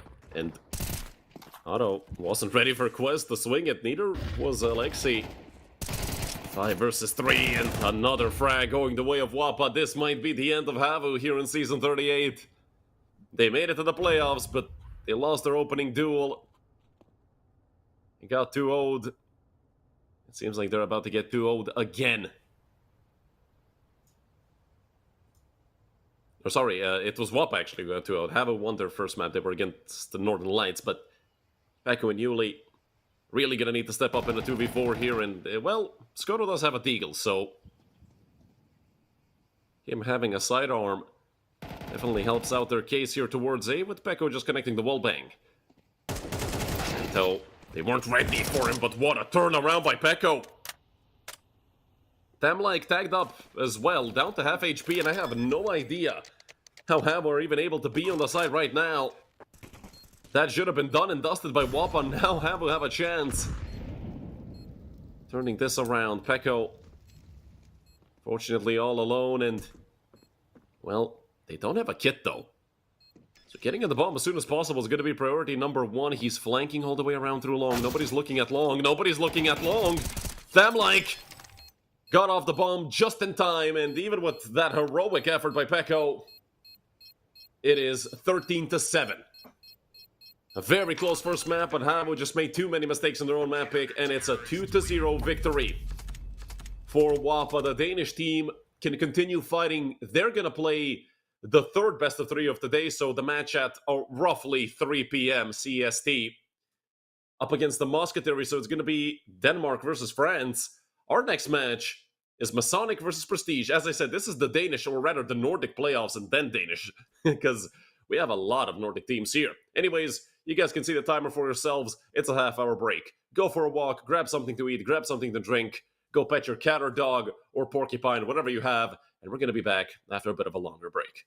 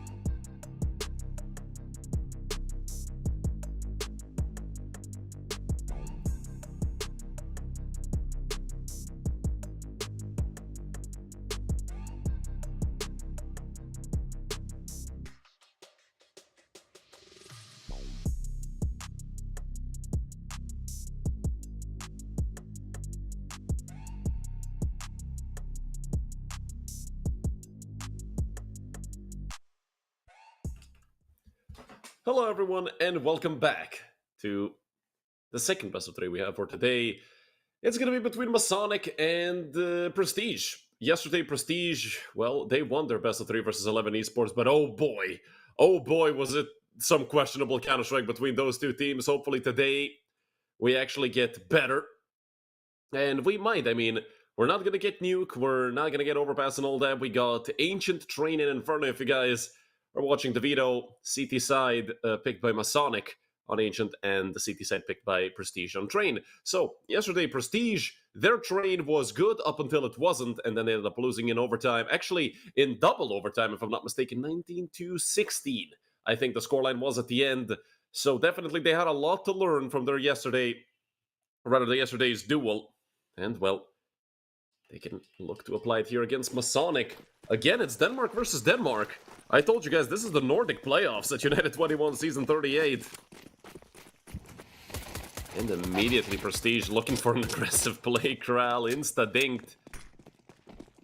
Between these two teams, I really wouldn't know who the favorites could be. I think Masonic slightly edge it out, and somehow Kral is still alive. Finally, he gets taken out. Looking to flank the bomb site, but Avo and Botman just holding things down. And by the way, Noryap is back, so we saw with Unimed, Masonic were fighters. Definitely. Unfortunately, they lost 2-1, but hey, Unimed, he did an okay job. Now that Noryap is back, I'm certain the things are going to be a bit easier. As he's more in the loop with this team, if you will. But again, as I said, Unimed did a very good job yesterday. Or not yesterday, I think it was 2 days ago? Or was it yesterday? It might have been the first duel we saw. Yeah, that was the first match yesterday.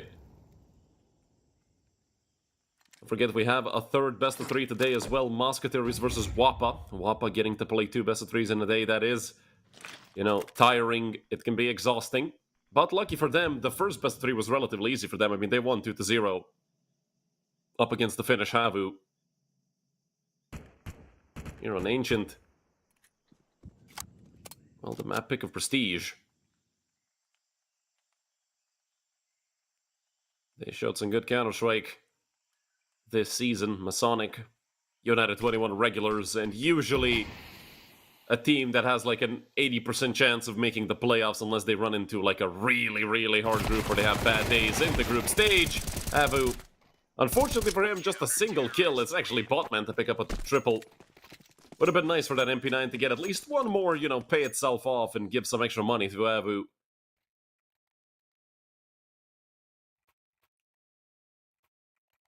But again, I don't think it's a big problem for Havu. 3 M4s of Hamas and an MP9, of course, 5 AKs on the side of Prestige, but some utility is missing.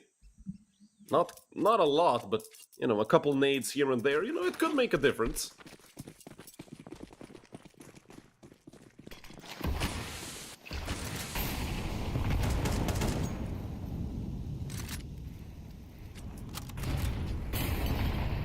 Botman trading util with the players over in Banana, and, well, he does get traded back.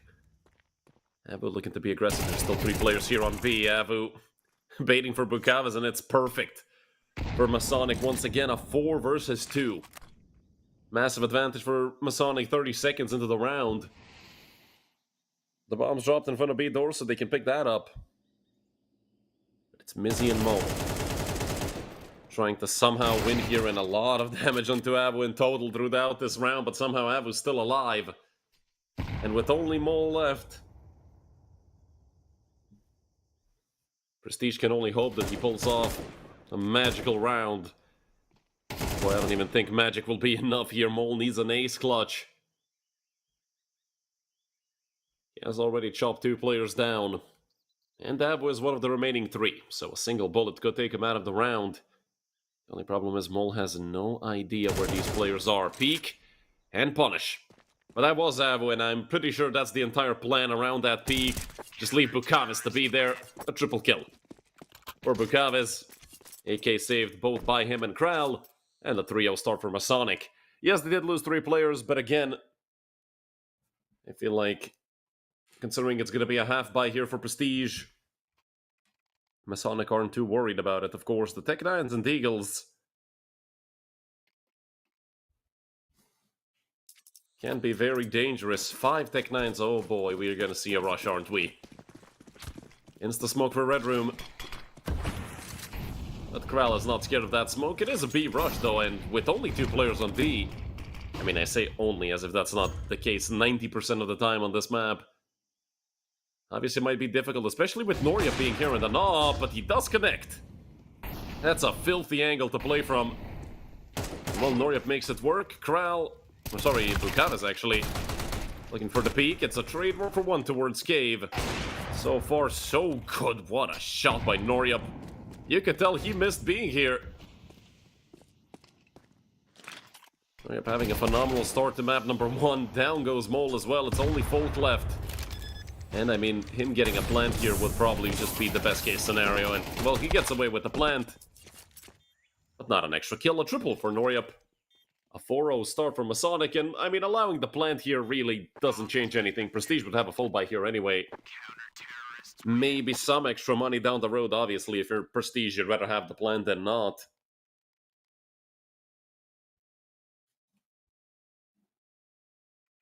And another full buy. Now's about the time where, if Prestige don't win the round, we're gonna see a timeout called, probably. It's again a 5-6-7-0 start. You don't want to have that.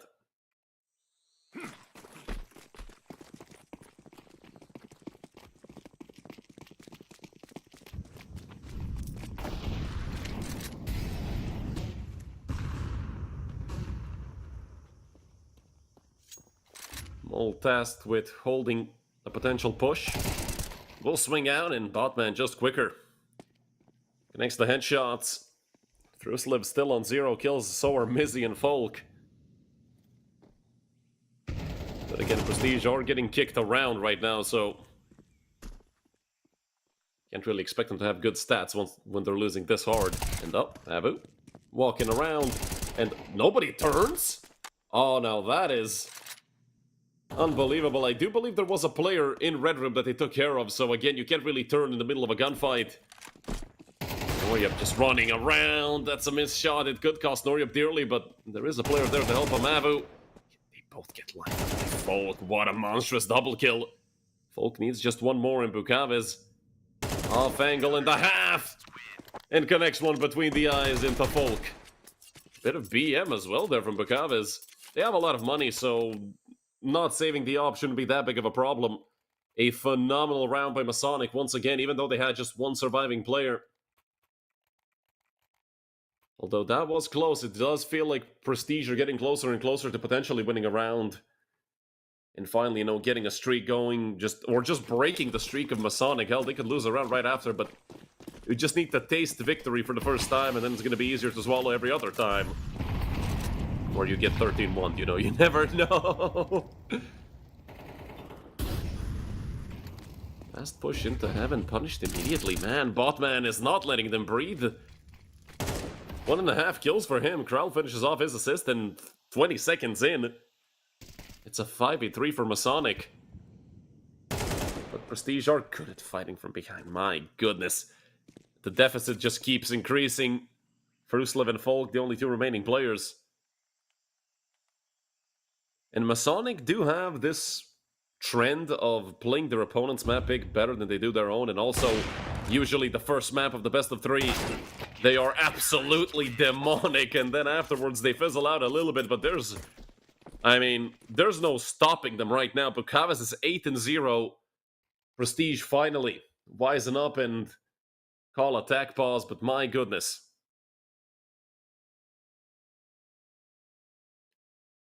If this continues this way,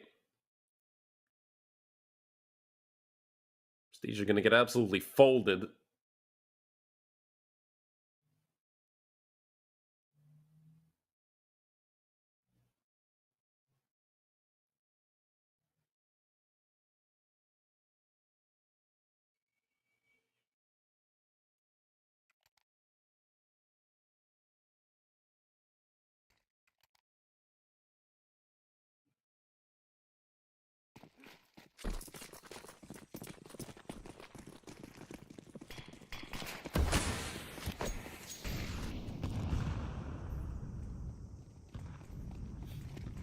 Noria gonna get tested heavily here. Needs to drop the molly. Does get out of there in time. And Mizzy swings in.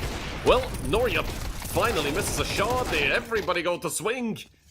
And once all the chaos stops, Fruslev 1 versus 2. Potential 4K for Fruslev. Some spam through the smoke. Now they know he just tapped the bomb, and does he want to swing CT? Botman and Avu just holding. And he goes down. A 7-0 start for Masonic. I mean, this isn't even a start, this is just a continuation.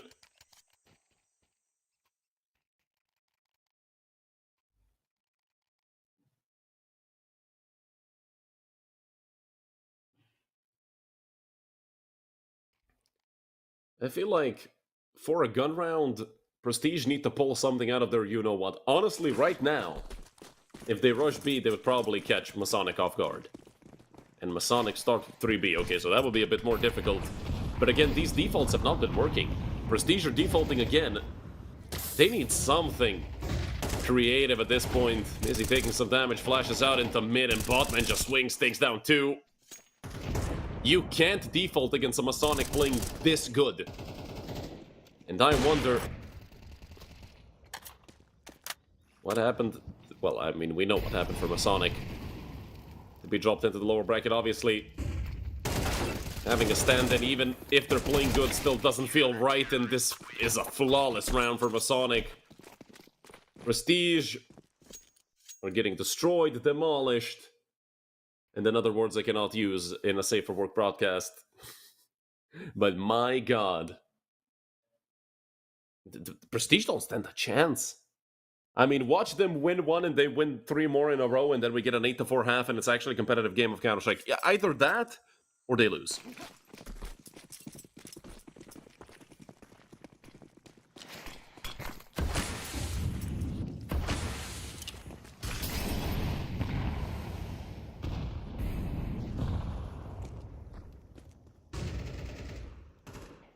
Well, 5B, with only Botman here. I mean, they have to trade this out immediately. Yeah, Botman, no chance he survives that. But again, a 1-for-1 might be enough. His teammates have been playing great. Counter-Strike! Oh my god, Kral. Only Nicky B left. He is an absolutely phenomenal player, but, I mean, Prestige are getting stomped. It doesn't matter how good you are. 2-8 right now. Make that 2-9.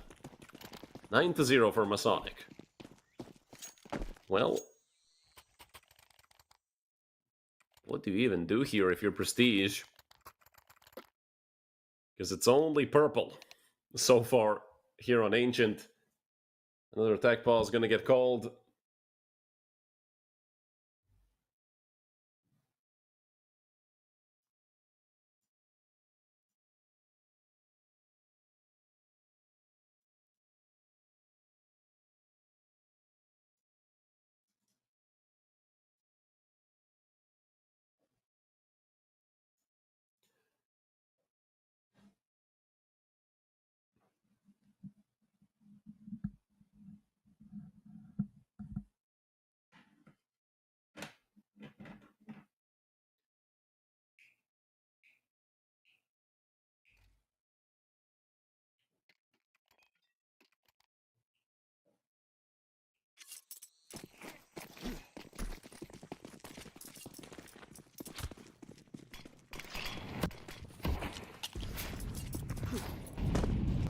B-Rush by Prestige. Let's see if my call was correct. I did say a full buy though, but it doesn't matter. Nothing matters here. It's just Masonic's game and we're living in it. The only way they're getting... The only way I can see Prestige winning around is if I pull a Caster Jinx, and even then I'm not sure, because if I call Masonic winning this game 13-0, you guys already know Prestige are going to win at least one round, right? Because you never call the 13-0 when you think it's going to be a 13-0. But hey, I'm calling it right now. If Prestige don't win a round off the back of a Caster's Curse, yeah, they're screwed. There's no chance for them on this map. By the way, this is their own map pick. So they chose to have this happen to them. Look, how is this 10-1? There's 4 players in the double digits for Masonic. Finally, an entry frag going the way of Prestige, and hell, The curse might be working. Let's see, Mole. He goes down, and Botman just chilling in a corner. He knows that just stepping forward could get him killed. There is a potential for some timing on two different sides, and Mizzy and Folk. Finally, signs of life for Prestige. Has the curse worked, or has Bukaves entered the server? I mean, 12-1. He is by far at the top of the team when it comes to KD. 12.0. Noria behind him with a 12-3 score.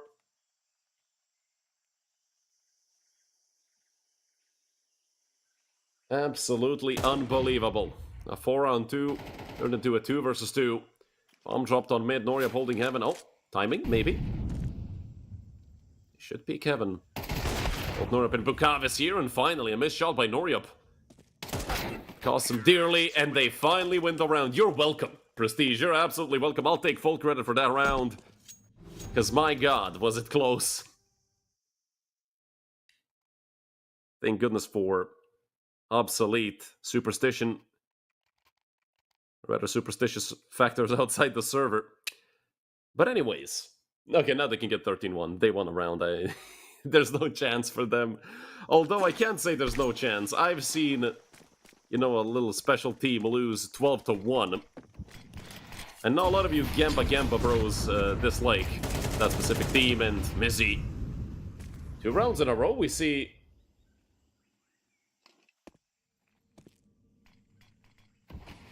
an entry frag going the way of Prestige. Botman, I mean, you just can't go against Botman. If he had an A4, he would have killed the third, but you guys know I'm an A1S kind of hater. Mizzy and Folk are very low, but Folk does have an up and even fully blinded. Wild shot. It bait him out. Folk doing a great job, and it might be a 10-2 half. Looked impossible for Prestige to even win a single round. Now they're gonna streak 2 together. Folk misses, and they gave a chance to Kral, with Mizzy being on just 2 HP. Hell, Kral is the best 5-7 player I've ever seen, so it doesn't matter what Mizzy's HP is. He baits him out, and he nails him! Bomb has been defused. Counter-terrorists win. Well then. That's a tilting way to end the half. A 3v1 lost. I mean, you can't really blame Folk at the beginning, because he had a position. He went for the peak. But oh boy. Is this not gonna sit right with Prestige? I mean, this map is probably over anyway. 10-2, 11-1. The only thing you have with 10-2 is that if you lose pistol, you don't instantly have to force, and you can maybe play for OT. But 11-1. Kral is at the bottom of the team. He has 10 kills and 750 damage. 752. He'd beat the top fragger by a mile. Not just the top fragger, top damage for Prestige.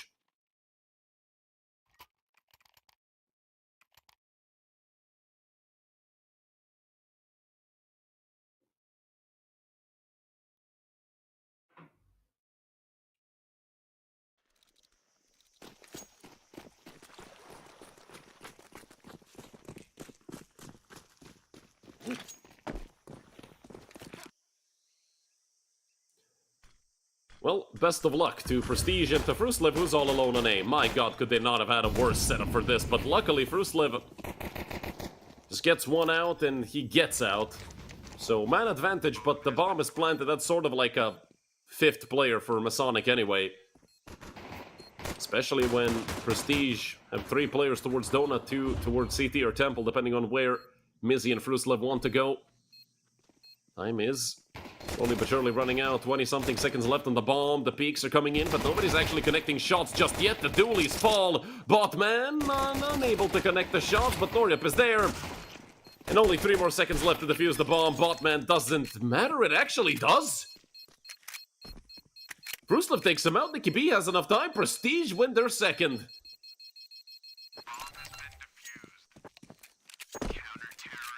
And they cut the lead to 9. Chris Paul be damned. Anyways, yeah, Prestige.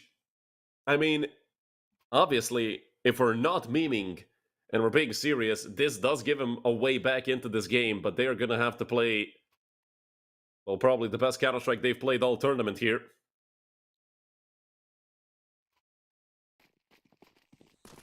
I'm not sure if they can do it.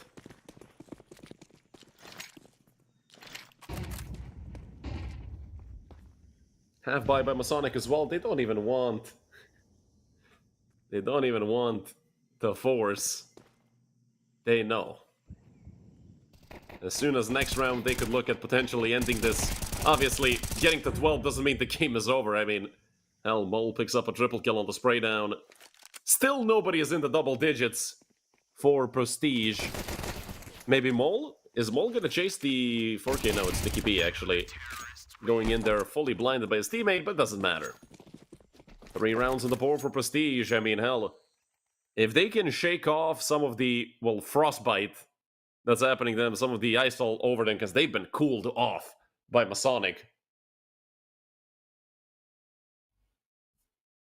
Although Noriap has an op, it is Glass Cannon, and I understand Glass Cannon opping, but not on the T side. Especially not on Ancient. Which, no joke, is like the second worst map for T-side opping after Inferno. Maybe even worse if you ask some offers. So, for Noriap to be Glass Cannon here, it's a big risk. Corral nearly gets dropped on that elbow smoke, but they do jump out the B, and already losing a player. They lost the entire bomb site. Fruslev, if anything, finishes off Corral.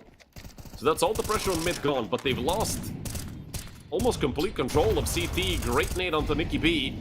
He does kill Abu through the smoke. Folk with an aggressive peek, and going forward, Folk gets more. Well, Glass Cannon off, 1v4, not gonna happen. Folk takes down Noriap for, to crown the triple kill, and also Prestige get their 4th on the board. 4 alive. Is it gonna be Choke Sonic? Will MASONIC finally be able to get their 12th on the board, and then afterwards is gonna probably be another couple rounds, because, you know, getting to 12 or getting past 12, I'm not sure which is more difficult.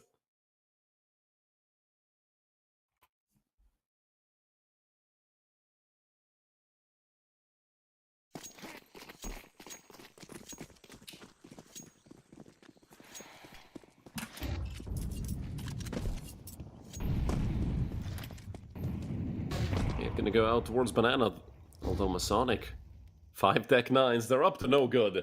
It's rounds like this that give me the EBGBs, because, listen, you don't want to lose the pistols, but Tech 9s are just not fair. And especially when you give them this much space and smokes to work with, they can jump out into the bomb site. It's the jump out boys all over again. They've given them the entire site. Nicky B has to reload soon, he might get pushed through the smoke. Oh my god, it's a wall of smokes, nobody has seen anyone, and the bomb is planted. There's a player in the smoke behind all of them. And there's a flank coming in from mid in the form of Bukavis as well. Corral is gonna get shot in the back, or is he gonna get shot in the face? The face is the option. Volk turns back around, but he does miss. Bukavis gonna look to run forward, picks up the op. They are losing players on the side, but Noriap gets 2. And it's Bukavis and Botman, the 2 Vestigar twins, looking to swing out. Mole already on the bomb, and Bukavis doesn't have enough time. Time is up, the bomb's defused. And down goes Bukavis as well, but oh boy. That is one of the most tense rounds we've had all day long. Prestige put 5 on the board. Now it's looking like a game of Counter-Strike. MASONIC. T-side so far not looking too great, but again, that was a Tech 9 round. Although I feel like knowing Counter-Strike players in the way they just completely switch up when they have pistols, because I've seen people who are genuinely just better players when they have pistols in their hands than with rifles. Because you just play more relaxed. I mean, we have Tech 9s, what the hey, we win the round, great, we lose it. I mean, we didn't come in with high expectations anyway. Let's see. Will your prediction be correct? I mean, if Prestige fall apart now, they will have another full buy if anything, so they get to go out on a bang. Botman turning back around, spraying wildly, but Mole does take him out. Fruslev, 1 or 4? 0. Well, that's unfortunate. And Folk Molly, they did hear him burning. Folk running around. Corral barrel stuffs him with the AK. The 3 versus 2. Mizzy has the right idea. Unfortunately, the A1S is just garbage. So Abu gets to escape with his life, and Mole tried to go out the backside, and, well, does seem like you guys were correct. Only Mizzy left. A 1v3, still doable. Mizzy, he was good yesterday. Unfortunately, he's 6 and 15. He doesn't really have to save. They have a good amount of money. And it's 11-5. Mizzy, don't save. Don't... Oh my god, he's gonna chicken out of it. As a kid, has utility. The only problem really for Mizzy would be the HP, but again, against players as good as the ones here on Masonic, you usually just get headshot and the round ends. Unfortunately, I really was hoping Mizzy would attempt it. I mean, it's 11-5 and he dies anyway. Okay, well, now I get to clown him because he didn't even save the AK. But honestly, shoutouts to Masonic. This is one of the cleanest maps of Counter-Strike we've seen so far. Today definitely, and yesterday, especially yesterday. Yesterday was a cursed day. I don't want to even talk about it.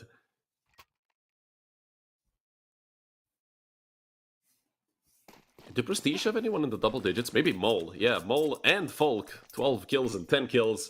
Nicky B and Fruslav have 9. But again, that is really nitpicking the positives in the game where, well, if they lose any of the next 7 rounds, they lose the map. And it's their own map pick. Masonic. One of the most consistent teams from Denmark that we've seen here. And they need only 4 more kills to end off map number 1 and take a very commanding 1-0 lead in this elimination. Best of 3. A team that can always reach, you know, the semis, top 4, top 6. But hold on, Mole got a frag and he has A main control. It's gonna be a bit of a wild round, and somehow Noryup and Ab are just killing people. I don't even know where, but a 4 versus 2 post plant. Nicky B is on 27 HP, Mizzy has a kit. This time they cannot save, but I fear that this map is over for Prestige. They gave it a shot. They won a few rounds. And now Nicky B and Mizzy have to do the impossible. If anything, time is already a problem. 20 seconds left. Come out of temple here. But I don't think anybody's gonna be peeking them. Insta trades on both players. 13-5, an absolutely phenomenal map of Counter-Strike by Masonic. Nothing else to say there. Prestige weren't hitting their shots. The strats were worse, and I mean, Masonic. Wow. That's all I can say. Masonic with a phenomenal map. And, well, we're gonna go on a break. Hopefully Prestige can, you know, rethink the entire plan. Next map is Train. We saw yesterday Prestige on Train versus 11 Esports. Probably, I hope nobody gets mad at me for this, probably the worst map of the entire tournament. It was 19-16 victory for 11 Esports. They should have won in regulation. Prestige had 3 match rounds in overtime that they didn't cash in. So Masonic are looking at this, just rubbing their grimy little hands together, ready to end this 2-0. But hey, Prestige are a tough nut to crack, and hopefully they're going to play a better map than they did here on Ancient. We'll see in about 11 minutes.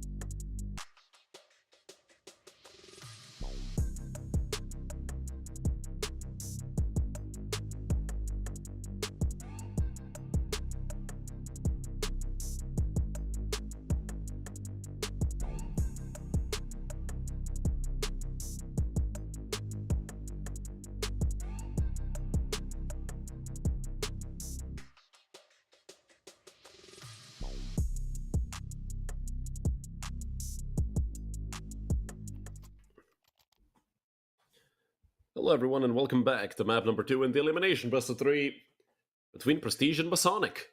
Masonic manhandled Prestige on their map pick. Now it's time, well, on Prestige's map pick, now it's time for Masonic to play their own.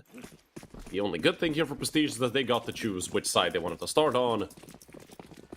And, well, CT side train can be pretty strong for snowballing again, though. If you have the right setup on pistol, which they do not right now, they are pushing Ivy. So if anything, they do take out Botman. That's the lurk gone. Scythe has fallen, but do they want to go B? No, they're gonna plan for Con. Out comes Folk. They do trade him out immediately. Once again, it's Bukavis getting the trade. They are very bunched up and very close to each other, but that could also be a blessing in disguise. As killing them means essentially picking all of them at once. Avu, well, shooting at ghosts apparently, and Avu's dead. Norip's the only one left. The bomb is not planted for him, and I do believe that they're about to look Ivy, Noryup. Well, he got one. But Prestige do win the pistol round. This is their first lead of this entire best of 3. Let's see if it's gonna be short-lived, or if they're gonna hold on to it, because Masonic are gonna be forcing most likely. Although, hell, I mean, they didn't force on the previous map. We might actually see Masonic just half buy, spend, you know, some money on pistols. It's really their call.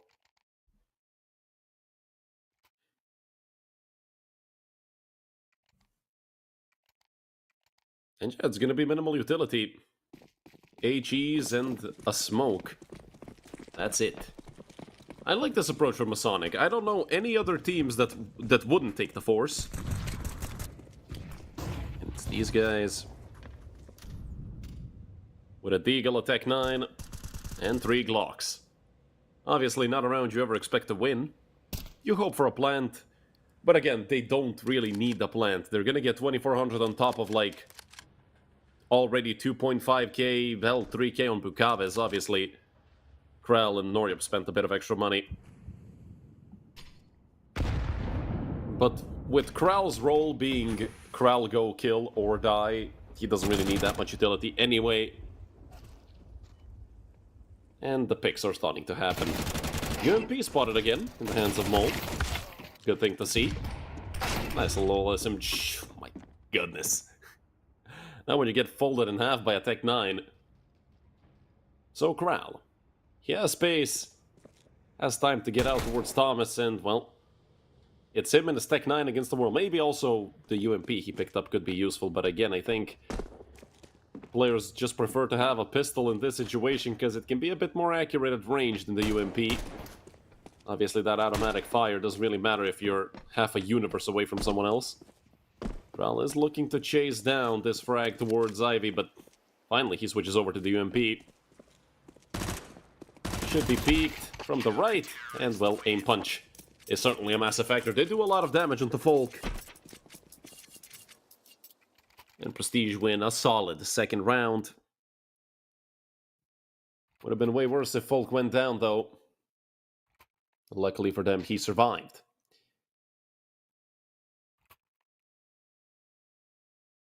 First fall by of Train in the first half. 5 AKs for Masonic, 5 M4s for Prestige. To be very evenly matched up. The 3-man push into Ivy, but there's 3 Ts on the other side. Not sure if there's gonna be a flash, but they need to look to fight this and get the trades. Krell falls as well. Mizzy with a triple kill. That might have just won them the round. The bomb is not dropped. Actually, Avu has the bomb on his back and he wants to fight this. Smoke is not perfect. Avu did get dinked. This is a third for Prestige. It must be a third for Prestige.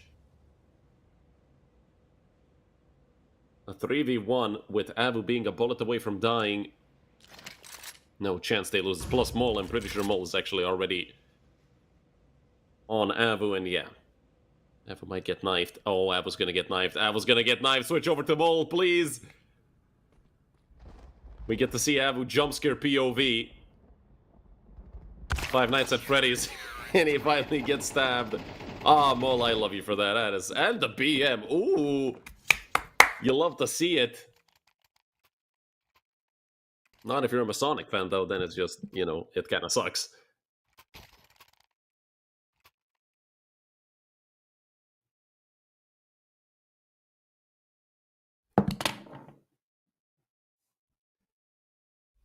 With the 3-0 start, I mean, Prestige can look to extend their lead up against these pistols once again. It's Tech 9s. We have a few so far. And, oh, I do think they heard him over to Molly, so unfortunate for Botman, but this seems to be an easy cleanup. For Prestige, once again, Noryup could look to get this kill onto Mole. He is the last one alive, so obviously they know exactly where he is. Not even a single kill for MASONIC. Great work from Prestige. And I mean, I feel like they've completely washed off that feeling from the previous map about, you know, getting absolutely clapped, and the confidence that MASONIC had might have taken a bit of a hit with this 4-0 start for Prestige.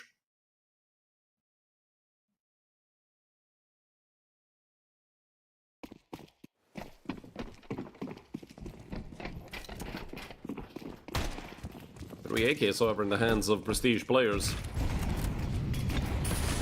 Nades ready on both sides, but early damage onto Nicky B, who absolutely eats a nade. Him and Volk looking to push up through Bobdog, and I feel like seeing that Molotov fall on the 90-degree stairs. Bukaves, what a swing. And in a 5v3, MASONIC have all the advantage in the world. Plus, Mizzy has to come and essentially play retake already, even though the bomb is not planted. It's gonna get put down on the floor, and Kral might go down. I'm not sure what the timing is like. It's actually Kral getting a frag, leaving just Nicky B and Mizzy up against the entire team of MASONIC. Mizzy has to save, but this time around we can't really hold it against them. A 1 versus 5. And a save might not even be possible. He's already surrounded, although Botman, he is checking, you know, left and right at the same time, so timing is a possibility here for Mizzy.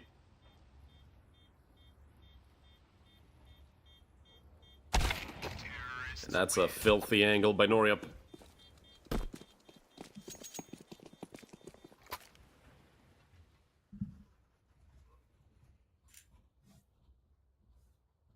MASONIC finally break Prestige's streak of rounds.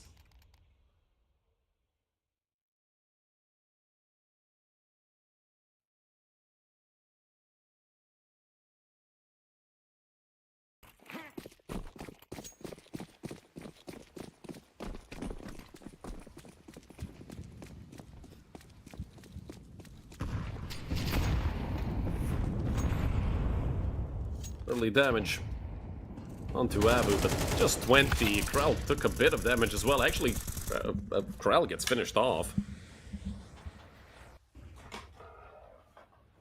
Prestige already off to a good start in round number 6.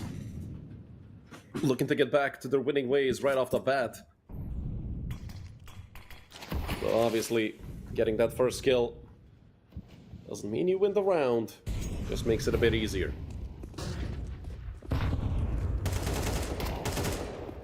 With the B peaks coming out, that's a lot of trouble for Mole. He's somehow still alive. They have to finish him off. Mole cannot survive for any longer. Noryup comes through with the op to help, and we're all tied up when it comes to the number of men these two teams have. 3 versus 3. Nicky B with a wild spray does finish off Avu. Flash over, and Noryup is insane for even attempting that, honestly. Bomb is dropped somewhere in the midst of all that chaos. Botman has no idea. He's already getting picked by Nicky B, who picks up a triple kill. And Prestige continue their streak of rounds.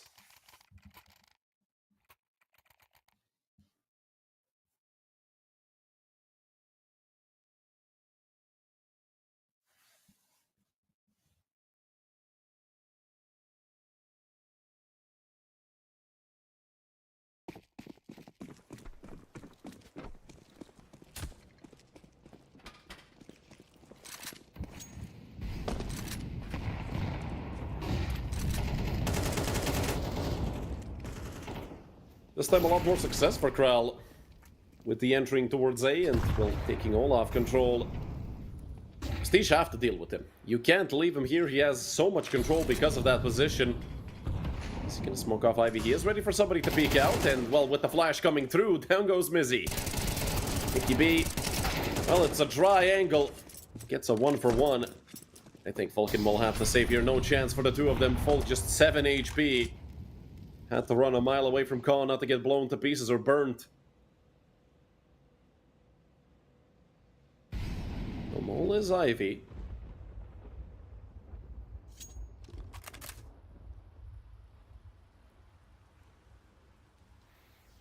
Bomb has been planted.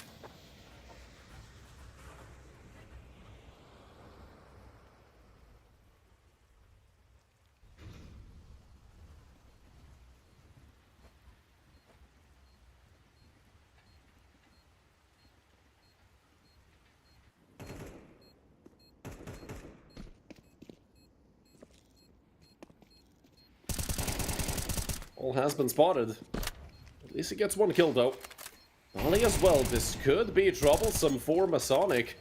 Strip goes down as well. Mole is doing a lot of damage. He picks up a third as well. And that should be the op lost for good. Not sure if Botman can get to it in time. He's gonna try his damn best. But I don't think he can get to the op, or... well, he can.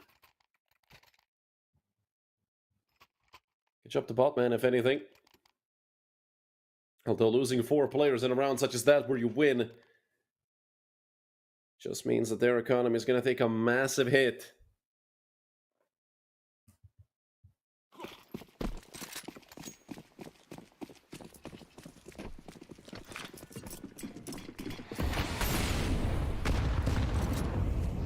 Kral once again down to half HP right off the bat, fully blinded. Kral has no idea what's happening. But again, as I said, Kral's job on this map does not require utility. I said that a couple rounds ago, and Kral just continues to prove me right. Folk, all about 15 missed shots, and Mole, he was playing the trigger discipline game, was only able to get one. Nicky B on the flank, a phenomenal peek into Noryup, quicker than the op. You don't see that happen often to Noryup. Fruslev gets one as well, leaving only Avu. 1 versus 2, and I do think they spotted him out. Avu ready for the peek in the smoke. But caught while jumping. It's a triple kill for Nicky B, round number 6 for Prestige. Not sure if Nicky B is looking for an op or not, but he does not have a kit. That's probably what he was looking for. Nicky B will get the defuse. Making it 6 for Prestige. I mean, Prestige are doing a really good job. He's going to pick up a bunch of utility, op, and kit.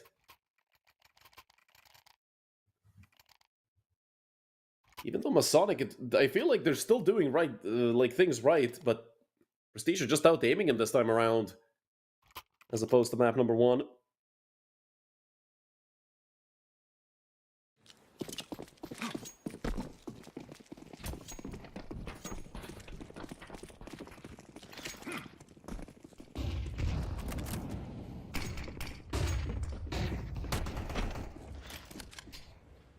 Again, Folk picking up an entry. 2 SMGs in play for Prestige as well. So if they run into Avu, they're actually going to have a bit of a tough time. Avu over towards Pop Dog. I feel like knowing Folk is on A, you'd probably look to avoid it as much as you can. As I don't feel like you could deal with him anyway. Even with the AK, it's very difficult. Or maybe Kral. Nail him with the Deagle, but it's only Fruslev who gets deeged. And I did hear a nice shot go out in chat, followed by a thank you, so... only Bukavas and Avo left. Mole has a UMP, and he's all alone here on B. This could be a way in for Masonic. No matter what can Avu do. Backed up heavily by the UMP. Only 20 HP left. Mole does not take out the player that has a tech nut. Well, that one's going into the low light reel for sure for Mizzy. Molly gonna buy some extra time for Masonic, but it's so early in the post plan that really nothing it's gonna do. Another Molly thrown, down goes Avu. And Bukavas has everything to do, with not enough HP to do so. They got the plant again. They're killing 3 people pretty often, but Prestige are simply just winning rounds. 7-2 lead.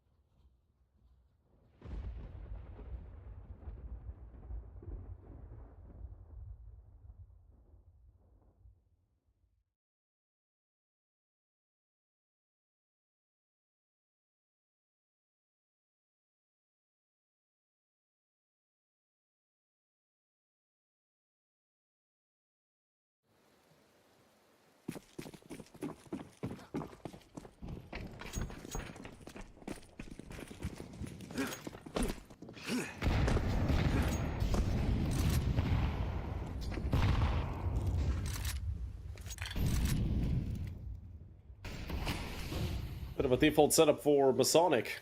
I mean, hell, at this point, they have to try anything that can possibly work, and, well... 3-man setup on B.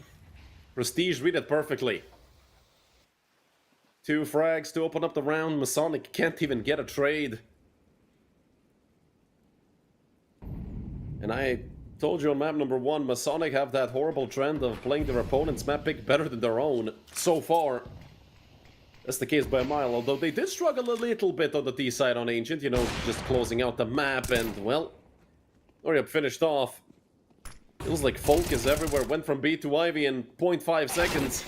Avu just gets drilled, a flawless round for Prestige, a 8-2 lead. Doesn't feel like something that Masonic can catch up to, although they are going to be going over to the CT side. And again, this being trained, Masonic are a very strong team here.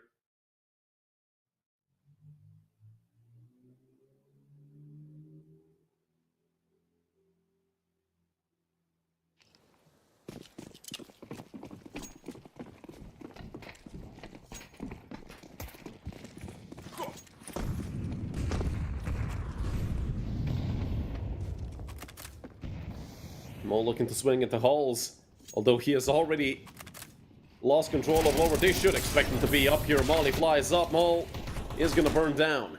4 players in connector. That's going to be one hell of a retake if they go for it. Jumping through a smoke. Vukavis, even with his last bullets, can do something. Him and his brother putting up 2 more kills should guarantee this round for Masonic. Wiki and Folk have to save. More so to keep the guns away from Masonic rather than save money, because they have enough money to buy. Folk would have enough to buy an op.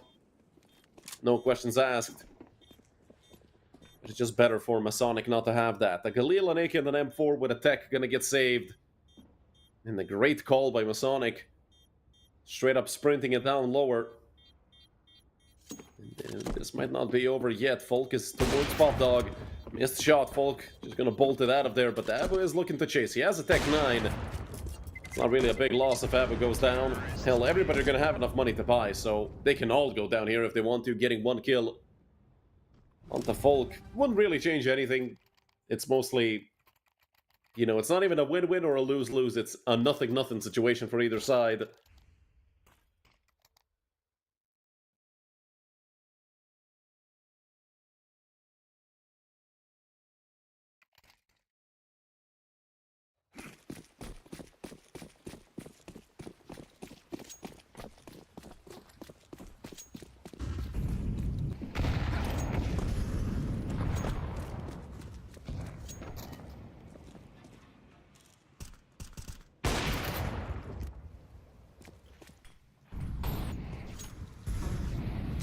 Entry frag for Mizzy. The double op setup.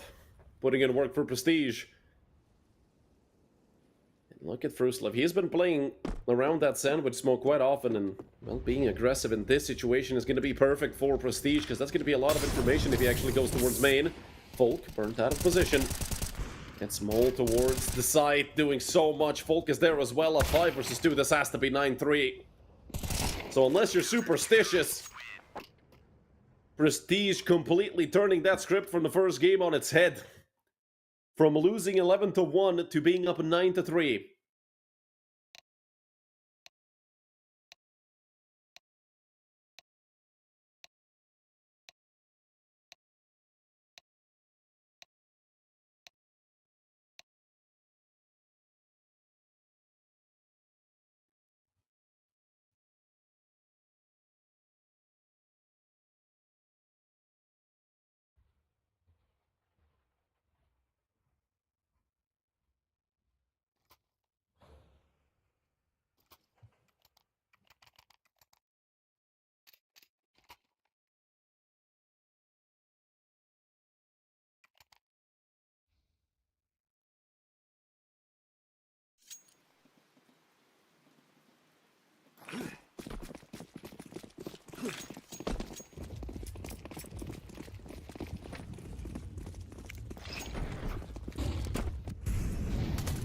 That's it towards A for Prestige. A very important round for Masonic to win. Because if Prestige take this, most likely we're going to be looking at a quick finish to train. 4 versus 4 right now. Mizzy doing everything. 2 kills for Mizzy. Should guarantee this for Prestige. It would take a massive throw for Noryup and Kral to somehow win this. About 20 seconds left on the bomb. They have to peek 25 different angles at once. Both of them go down, and it's 10-3 Prestige. Should be 11 unless Masonic... Well, should be an easy 11th round unless Masonic decide to force up. Which is what they decide to do. 257's a Deagle, a Scout, and an MP9. Technical pause, unfortunately.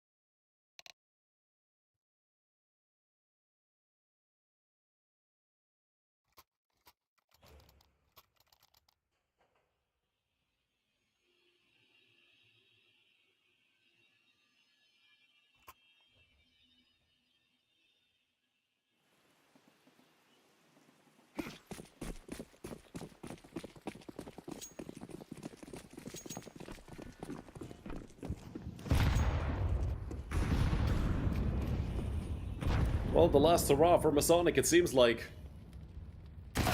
Chavez just gets drilled by Mole. Phenomenal work playing the UMP as much as he does. It generally looks stronger than an MP9 or a MAC-10. I mean, certainly than a MAC-10. MP9s are, you know, in a class of their own.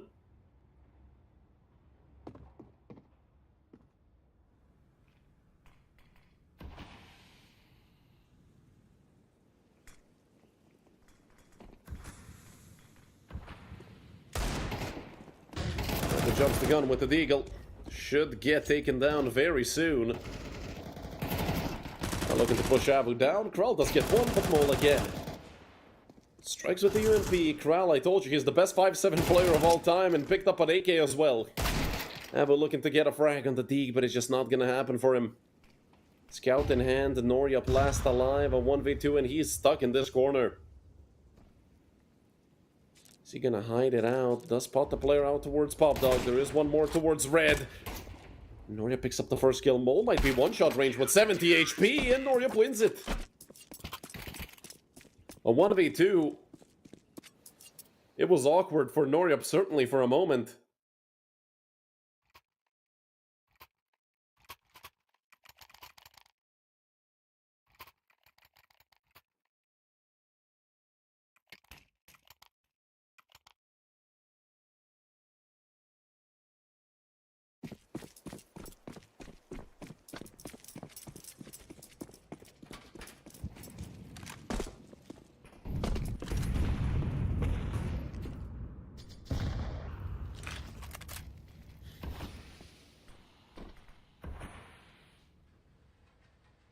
Prestige do have a force of their own. AK in the hands of Mole, who has been their best player throughout this entire map. Everybody else on Tech 9s, and Bukav is... As soon as he sees him, that Molly's gonna drop. Let's have a smoke that he immediately throws over top of it. Prestige are gonna go through it anyway. Pushing forward, Bukav is gonna look to get back behind all. He has been caught while crossing. 3 players look to push into Con. The Tech 9's putting in work. MP9 arrived, but it doesn't matter. Noryup does get the trade both times. Looking to swing out, and he does expect the player to be right in front of him. And Nicky B has a good angle. As long as he doesn't get hard cleared. Spotted out is Mole and taken down as well. One more player up close, and Nicky B. Moonwalk peek. There goes Bukav as Tech 9 long range, and Folk gets the kill anyway. It's just Botman left. He has a flash that he just throws, and Wells trying to stick the bomb. Tech 9 at range. It's Folk to take him down. Op saved, AK saved as well. 11-4 for Prestige, and this should be the final nail in the coffin of Masonic. Hit about 90% in. Because I don't know how the hell Masonic come back from that.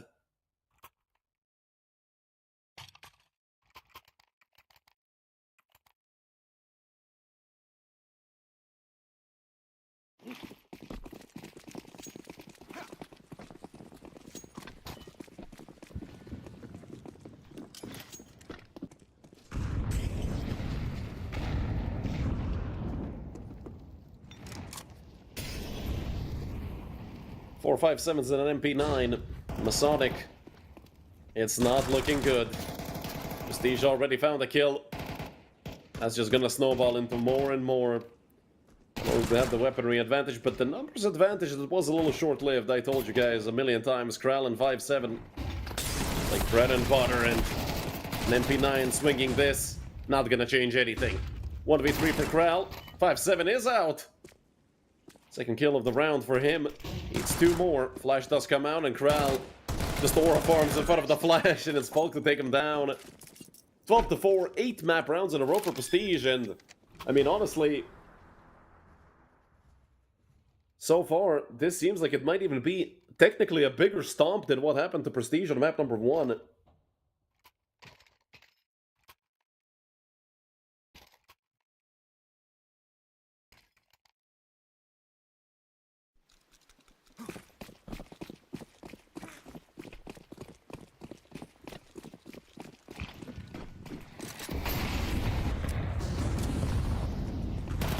He does make his way out, but again, Kralin is 5-7, holding things down. Anyways, for Masonic, this map is certainly over. It's just a matter of how many more rounds can they take, if any. You have the man advantage, which is pretty useful here for Uslev. If he goes down, it could be trouble for Masonic, or sorry, for Prestige. With Folk being the last one alive, he needs an ace clutch.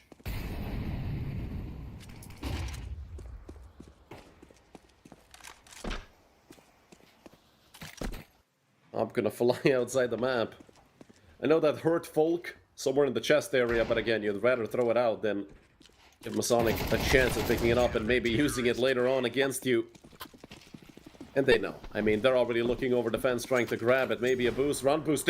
They got it? Oh, fancy work for Masonic. Well, they got the op. And it's 5 rounds, same amount that Prestige had on map number 1.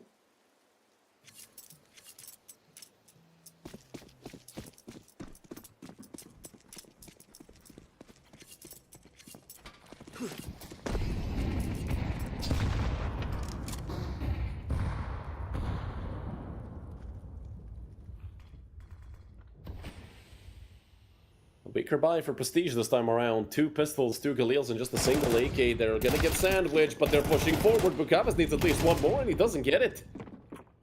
Could this be the beginning of the end for Masonic? A 4 versus 3. Advantage for Prestige. Masonic do have essentially the entire map covered, yes, with just 3 players. It's difficult. But Prestige have 4 rifles in their hands.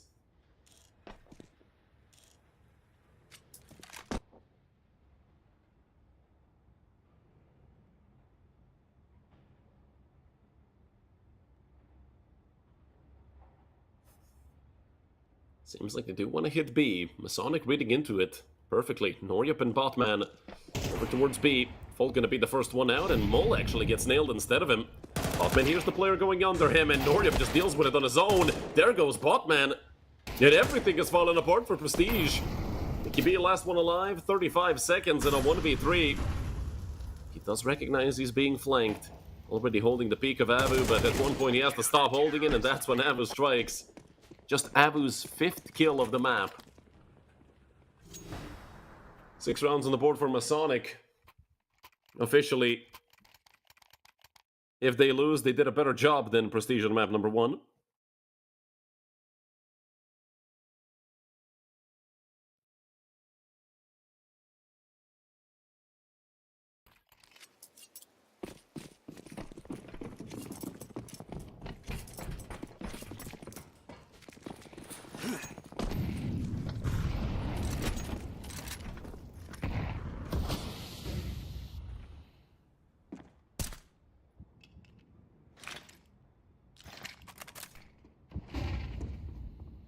One player has managed to creep down through lower. Ruslan with the bomb.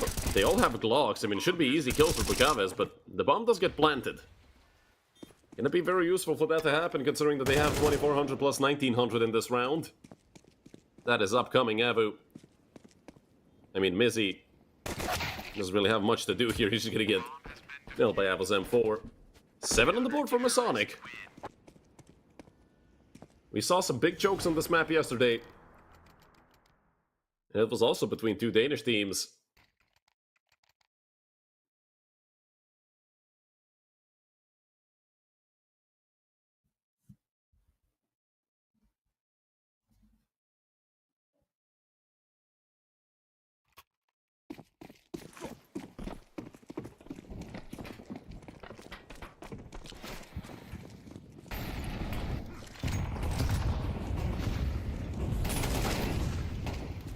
Man punished for his swing.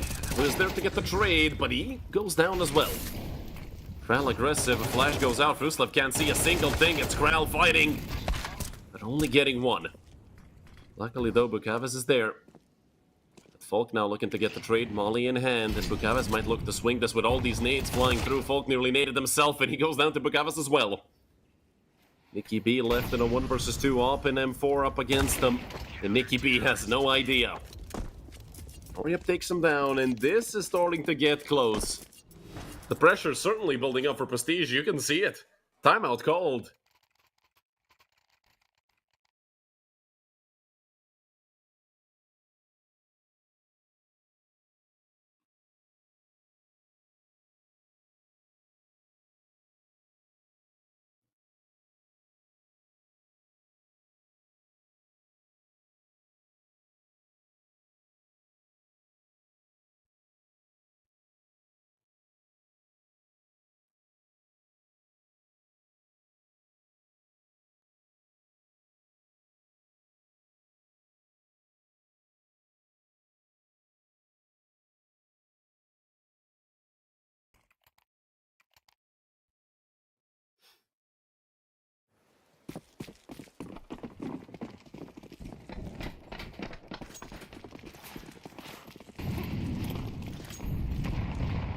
It's flying out towards main. Does seem like Prestige are setting up for a quick hit towards B though, or not. They've started shifting. Prestige with 3 players. Looking to hit towards lower, not sure what the other 2 members of Prestige are really doing. As Fruslev is sitting in their spawn. Did Fruslev crash? Not really sure. Whatever it is, I hope that Fruslev's gonna be okay. Because he is sat AFK, that's for sure. I mean, I don't think he's holding any utility there. Yeah, he's not moving at all. And when was damage done to Nicky B? Can they get the round reset? I'm not sure. Oh no, Fruslev is there. Okay, well, never mind then. Fruslev just sat AFK for about a minute. Waiting with that utility. They'd line up a full execute for the A-bomb site, and that's gonna drag Abu over. This is the perfect bait and switch. Bukavis gets drilled. And oh no, it's Tech-9s and a drive-by. 2 of them go the way of Nicky B, and we might see the end of this map. Right now, Fruslev's AFK play with all that utility is gonna lead to a round win with nothing but pistols. MASONIC just got eco'd. And all Kral can do is watch. As time runs out, he drops into Mizzy's op. 3 kills for Nicky B. And we're going to the decider. Well, that was a very interesting map. MASONIC did put up a fight, but this time it was Prestige who just looked like the better team the entire time. And then, well, they closed it out with pistols. Great bait by Fruslev. Sorry for thinking you were AFK. He was just setting up nades and getting ready to fully execute A on his own and bait out, well, another player to rotate. Although I don't know how much of a difference that would have made. But certainly, I mean, it was Botman playing Office, or rather the Heaven part, towards the B upper, and just, I mean, he got ran over. Nicky B did a drive-by on 2 players. So, as you guys know, 11-minute pause, then we're back with the knife round for map 3.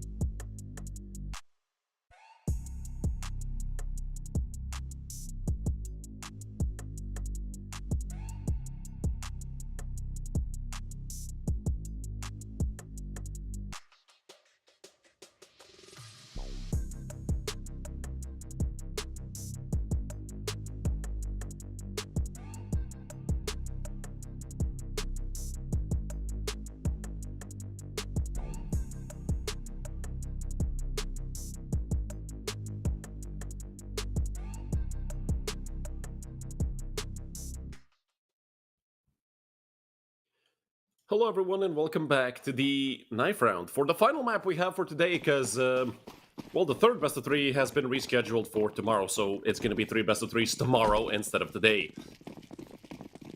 Maybe even 2 and then another reschedule, I'm not really sure, but, you know, the match is going to get played, I'm telling you that much.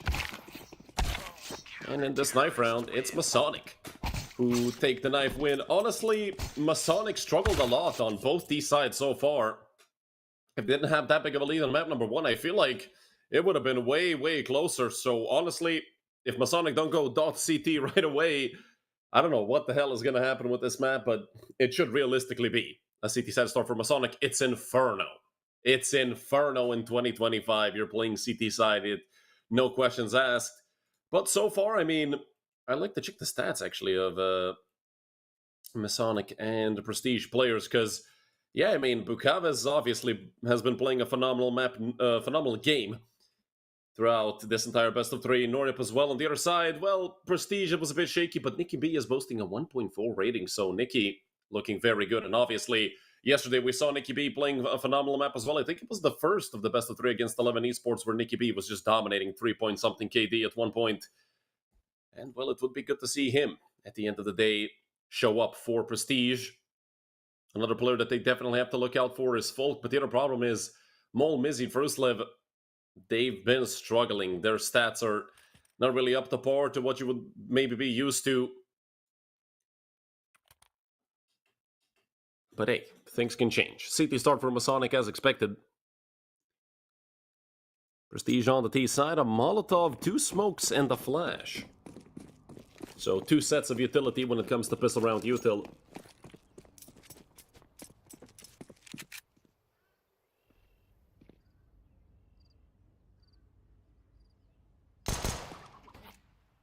Is it looking for an early pick with the P250? And absolutely folds Kral. Mizzy is still sticking around. He wants more. He might get a chance to do so, but Botman is already up close. Dual Berettas in hand. If Mizzy decides to peek and he doesn't instantly look at Botman, he's going to be in a lot of trouble. The rest of Prestige have joined them. It's going to be a 5-man hit into B. The other players are pushing over towards A, but yeah, there's not a chance here. Avu, he can try to fight. He can only get 1. This has to be a pistol round for Prestige. A 4 versus 2. Post planned on the B side. It's the pistol round. There's no utility to be had for the retake. On the side of MASONIC for Prestige, they have a flash smoke and molly. This late into the pistol round, and yeah, I mean, Norip is cut off. Does spot Folk over the smoke, so it's still losable if Prestige overpeak enough, but 3 players picking Bukaves at once, he doesn't stand a chance. Norip all alone, he needs a 4K in the 1v3. There's the first. Those were the second players. Should know about both positions, actually. I think he knows that it's New Box and Dark. Noryup, don't be doing this! Noryup is so close! Yet so far away at the same time. 3 kills for Noryup really made it close there towards the end of the round. But although I don't even know if he would have had enough time, I don't know where the bomb exactly was planted.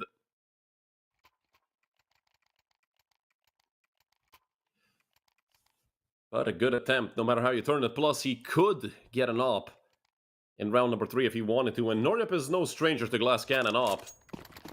He absolutely loves it. 3 Galils and 2 Mac 10s. Not a single AK, surprisingly enough. But again, you know, it's a double-edged sword. You either use it to tap away the opponents, or you drop it and give it over. Hold on, they're working into a 5-man A-stack here. I mean, this is gonna get tricky. These USPs can do damage in numbers.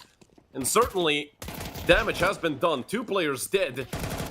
Plus, Folk and Fruslev are low, but Mole is keeping things under control. There's a Galil they can pick up. And Folk will do so. So at the end of the day, it's 2... Or a Mac 10 and a Galil lost, I believe. Did they have 3 Mac 10s or 3 Galils? I'm not sure. I think it was 3 Mac 10s, so... Losing 2 SMGs is not really a big problem for Prestige. Norip gonna get an op, and he has Kevlar, plus a flash. Pretty good for Norip. I thought he'd have less money. Do you believe he got a kill there, if I'm not mistaken? No, he didn't. Stayed on 3 from the pistol round. That could have been very ugly for Prestige if a couple extra bullets connected. Probably would have been a whole different story. Mizzy and Fruslev eating some early damage towards Banana.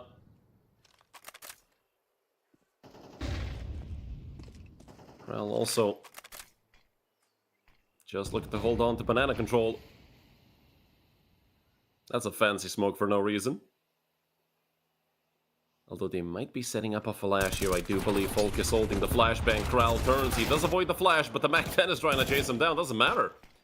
Avu, mid-range MP9, finishes off Mizzy. I do believe he assisted himself with that nade at the beginning of the round.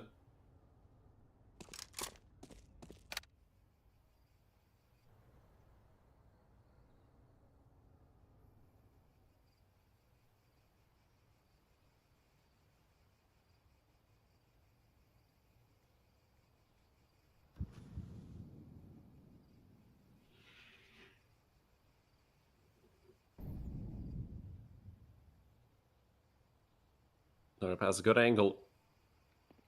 Bukavis has to cover apps. That's the only thing that needs to happen here. Noria brings off a shot. Down goes Folk. Botman sees both players towards long, maybe waiting for a flash here if he could get one peek from apps as well, but he does have help and he just swings. Phenomenal work from Botman. Masonic take their first here on Inferno. A flawless round in the first full buy. And all the rifles get carried over.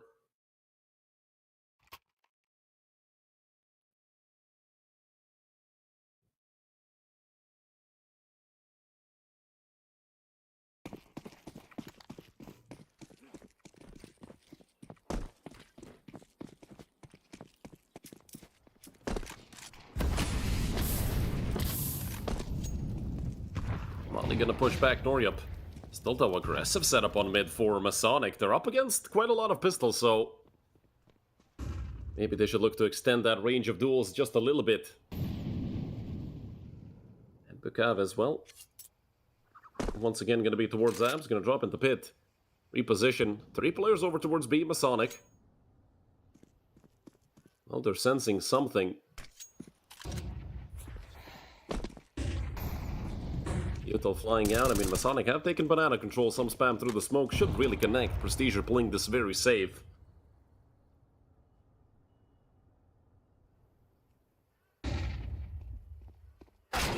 Noryup. Ah, that hurts. $500 pistol. Smoke flies towards CT. I'm not sure if there's going to be a flash, but Kral able to take down Fruslev.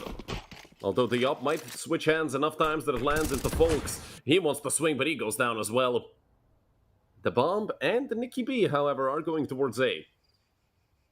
Nikki is a little bit ahead of the curve, but I don't think Bukavis cares. I think he's just holding this angle. Doesn't matter what the timings are. He nails Nikki. And with only Mole left, he wonders if that molly is worth giving up his position for. Swing with the Tech 9. He is getting peeked from Library, and it's Botman to help out his twin brother. Second round for Masonic. That could have been so ugly. It ends with just a single casualty, so Masonic can be happy about that. Plus, they got the op delivered back to them on A.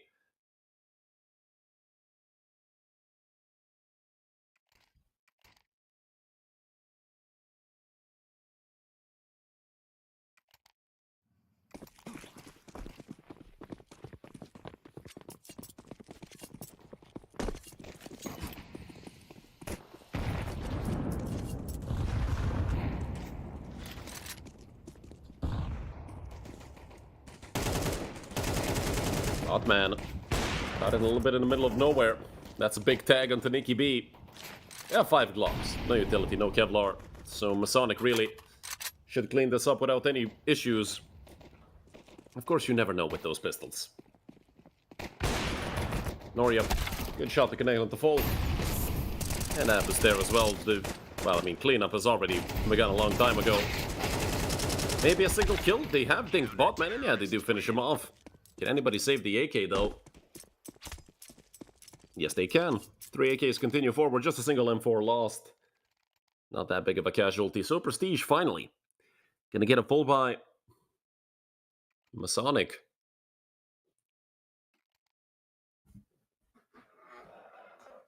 Gonna get tested once again properly. Not just with pistols. Because so far, I mean, dealing with pistols has been relatively easy for Masonic. It looks bad for a moment until it isn't, so Only that is under control. Up against rifles, however, it's always a different story. And Prestige really fighting for banana control. Avu didn't stand a chance. Unsure on why he's holding the wood position if, well, you know they're going to be pushing up. Bukavis. Defensive util. Attempts to pre-fire. 3 players on A, just 1 on B. It does feel like Prestige want to turn around. Bomb drop still towards bottom banana, so it could go anywhere.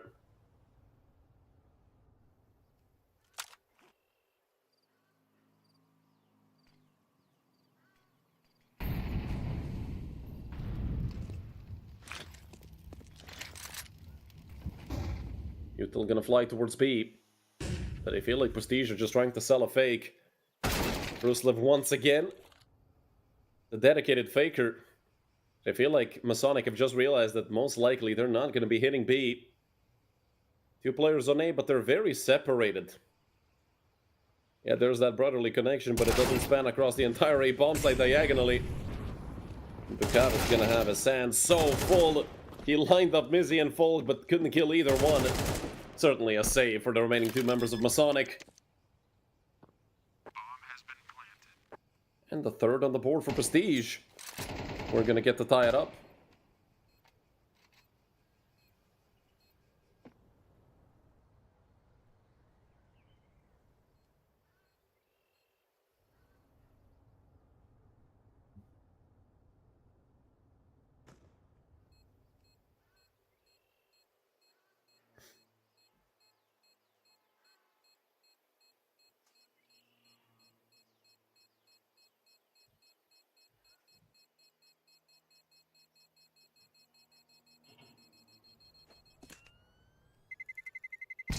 Terrorists win.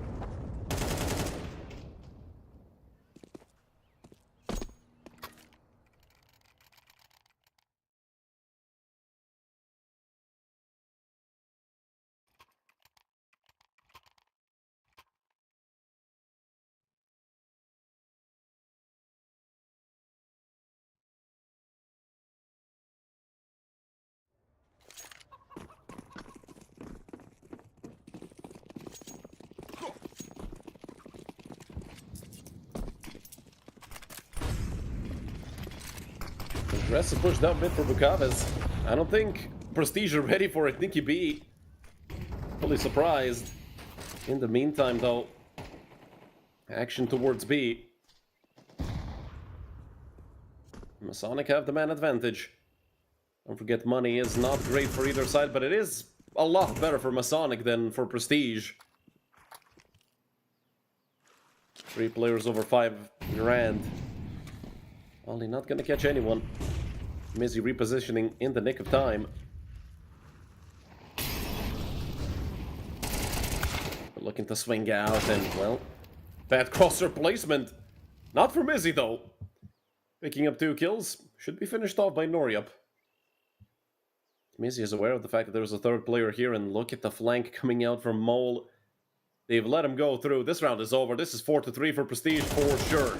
Unless, yeah, Mole would have to disconnect for that round winning play not to happen.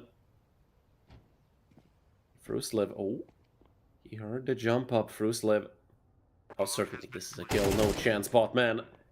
Not ready for it. Now Bukavis. Can he avenge his fallen brother? Of course he can. I mean, Fruslev had no idea he already went through. That is a big mistake on the side of Masonic. Bukav is going to get another frag, and I mean, Prestige. Yeah, you just won the round, but they gotta calm down with losing these guns. Their money is not that good. They can afford to throw guns and hope that they take away 1 AK. Masonic are going to be full buying no matter what. This might just guarantee a couple extra nades if this AK gets carried over. That's about it.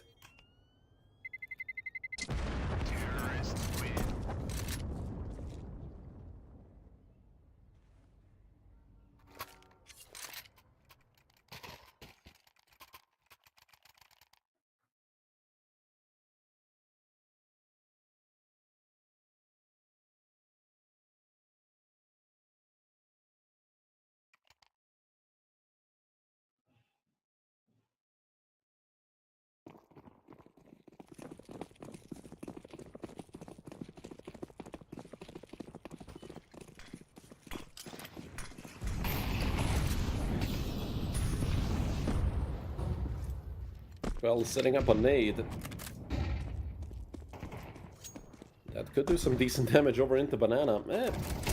It clips First Living Nikki, and they lose Growl right off the bat. Prestige. Once again, they can go quiet after getting that first kill. There's a minute 20 something on the clock. They really don't have to rush anything.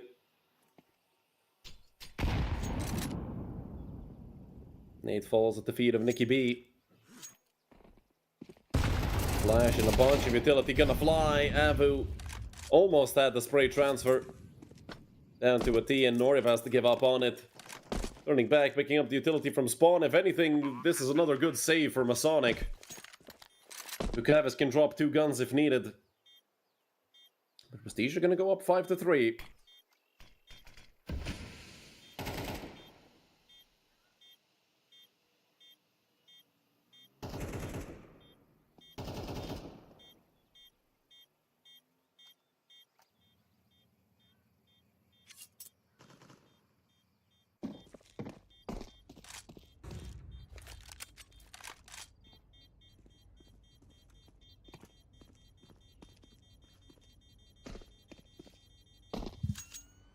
For surviving members from for Prestige, that's going to help out their economy.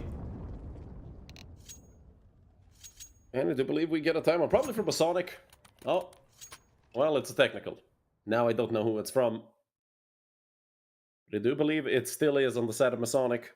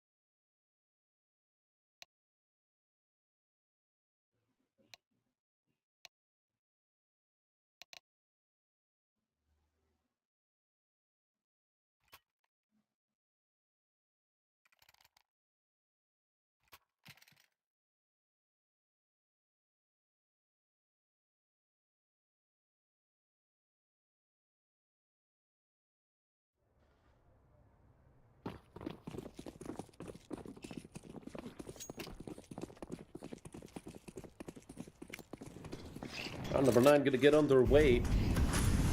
And money is a bit thin for Masonic.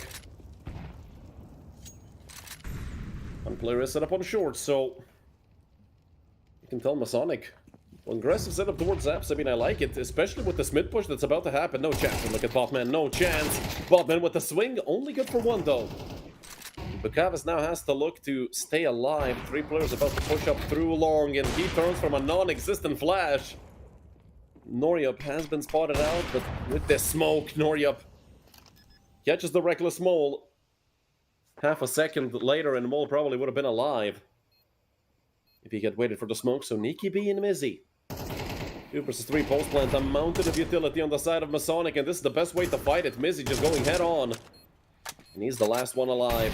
They have so many nades, they can essentially bombard the entire site. They have 2 more mollies, and they don't need more than 1.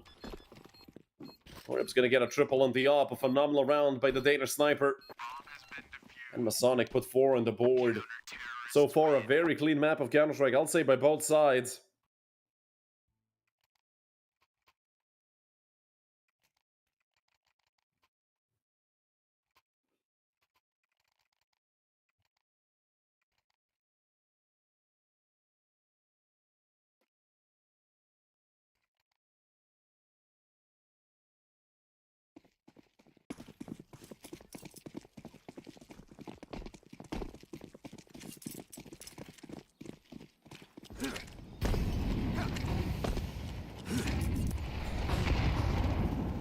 Flash gonna go towards Banana.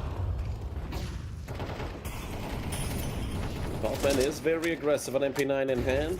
Mizzy the one to try and hold off any pushes down. Banana, great peek by Noria, but that's not a hit. I don't know, maybe my eyes are lying to me, or it's probably the game. Cav is gonna be in some trouble, but him and Noria just holding things down. But Cav is gonna eat a nade with his face, but it doesn't matter.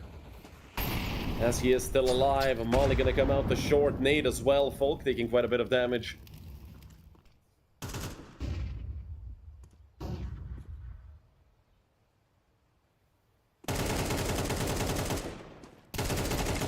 Is gonna connect onto Kral.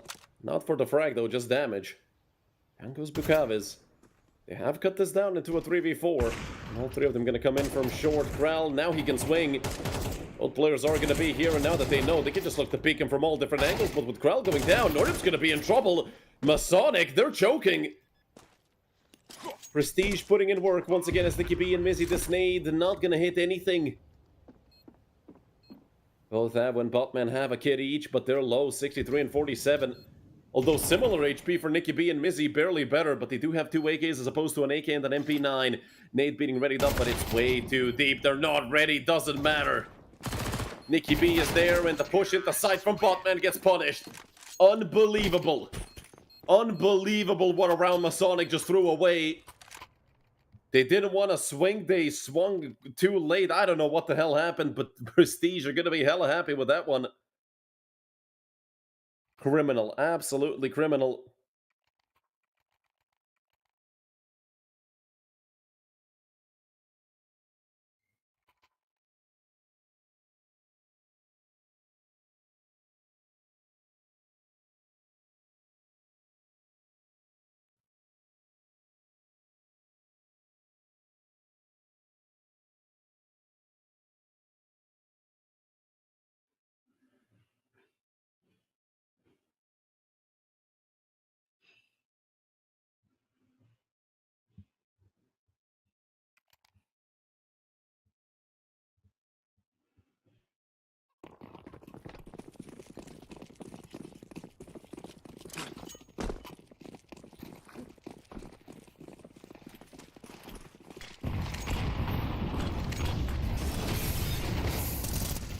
Avu pushed out of position.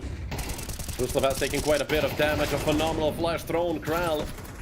A1S things. Let's get two before getting traded. But Avu and Bukaviz both heavily tagged up. Mol and Mizzy a bit more fortunate until Mol walked into an op. Another 2v4. Mizzy once again could be the main actor in it. Folk alongside him op.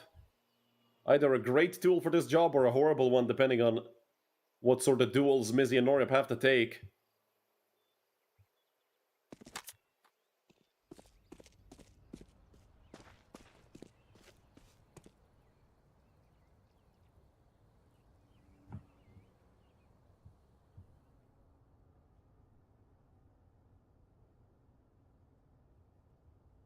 Not sure what the idea is here, but Norip and Mizzy fully split, or sorry, Folk and Mizzy fully split up.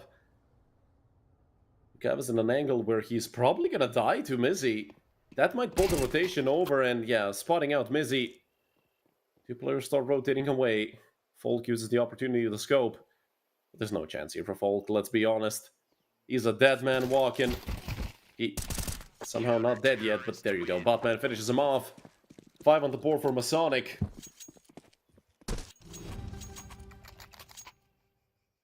Teams have been doing that recently quite a lot. Not sure why they like to split up in 2vx situations.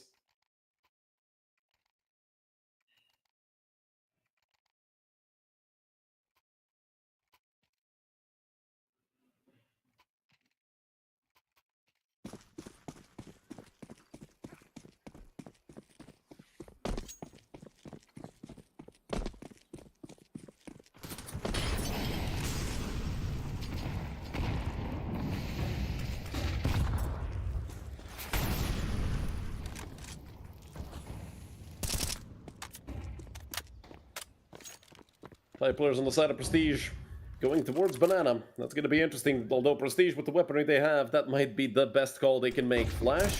Yes, no, Kral aggressive, but caught out. They will smoke towards CT, going to give Avu some time to set up. There is smoke right next to him, although there's a big gap in it. Molly goes. Avu hoping to stay alive as long as he can. He gets one. He almost gets a knife, for goodness sake. Botman is there to trade. A 3 versus 3. Botman has a good angle. And I don't think they're ready for him. Especially with Fruslev being dropped by the AWP. Boom. Botman goes down and Bukavis is there to pick up both. Great work for MASONIC in the last round, although that could have gotten ugly prestige. It's been hard to retake against them. 6-6 at the end of the half. Pretty even all the way through.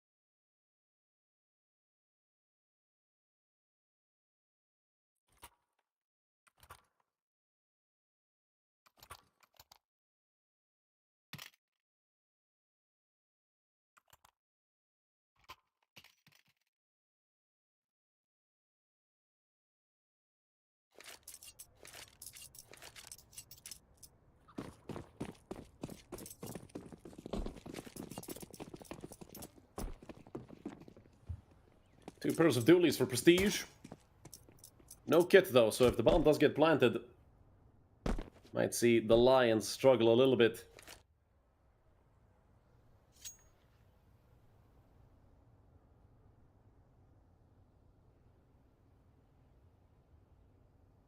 Mole and Nicky B.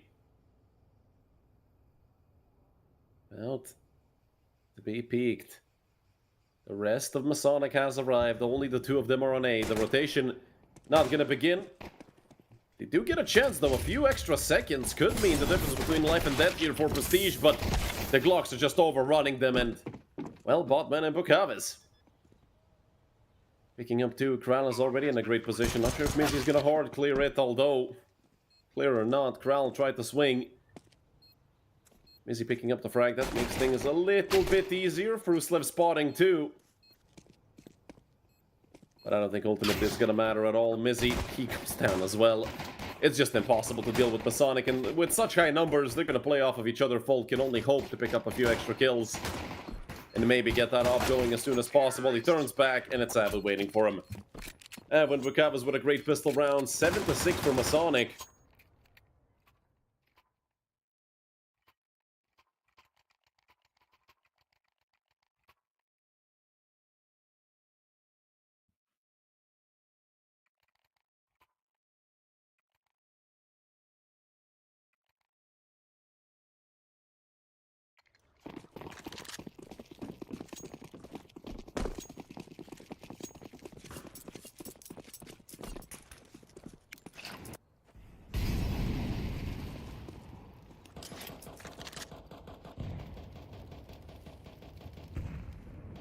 Forced buy on the side of prestige. Interesting call. I mean, a close game, so win or lose.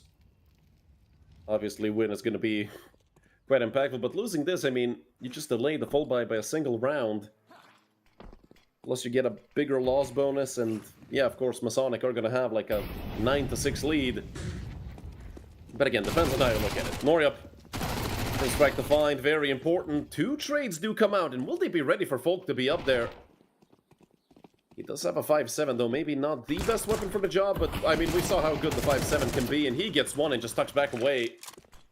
Resmo gonna go towards Coffin. The bomb has to get planted soon. Gonna go for the default plan. Spam does not connect, apart from Kral actually going down to 17. Bukavis. 1v3. Not gonna happen. Prestige off the back of the force by Ruin MASONIC. Get a Galil and an AK.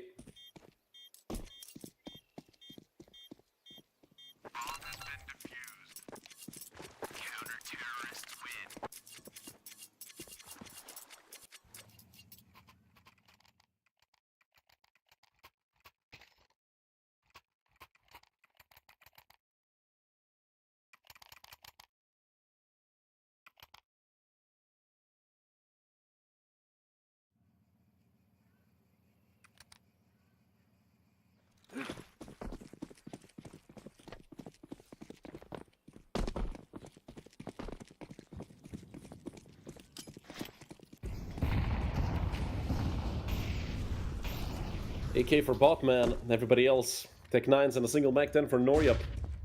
Again, it's the Force by Wars until one of these two teams wins 2 in a row. Then the other is forced to eco. But between the two of them, honestly... Great peek by Botman. Also good flash by Kral. Have to give props to the support squad. Look at Nicky B from the side. Him and Mizzy, or sorry, him and Folk actually. Holding things down. Mizzy didn't quite get a piece of it. Kral is going to swing into Fruslev. The MP9 going to be good enough for Fruslev unscathed to go through. Kill Kral, and well, now Masonic have to full eco, so a 9-7 lead for Prestige. Most likely what we're going to see unless they somehow find a way to lose the 5 Glocks.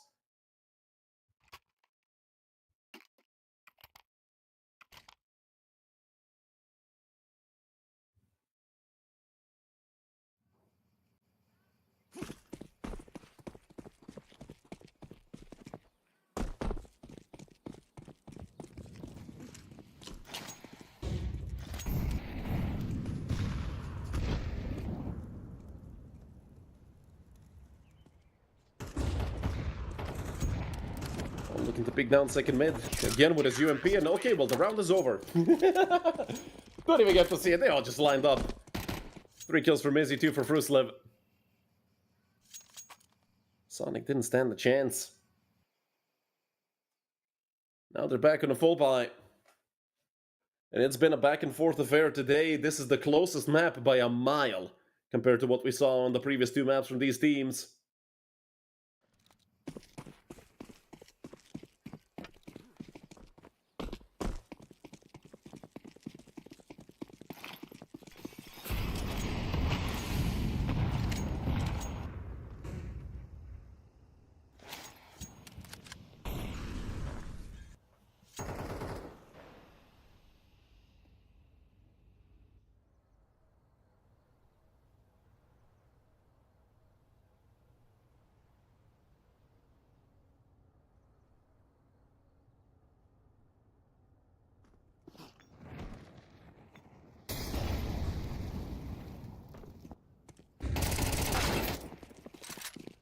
There goes Mizzy.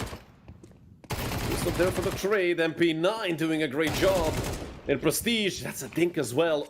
Have a 3 versus 2. Urban Bukavis will get the post plant, and as I say, the bomb is sort of like a third player.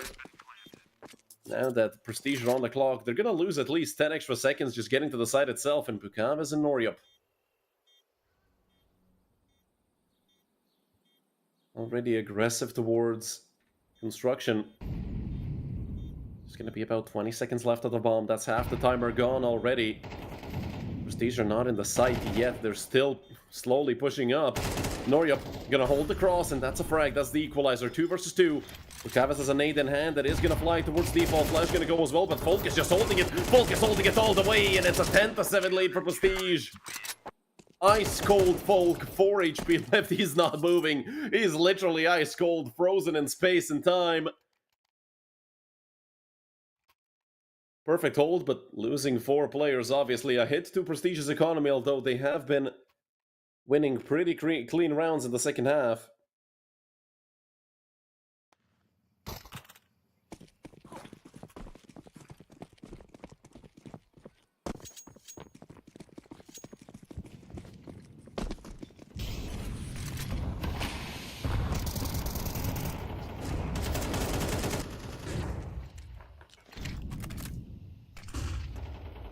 Is he going to be fighting heavily for Banana? There is a player right in front of him. Kral could be a big issue if a timing matches up for him, because we know Kral, he loves situations like this. He's still flying forward, but Mizzy peeks over the smoke. That's the trade frag. Fruslev with more. Fruslev with 2. Noryup and Bukavis left at 2 versus 4.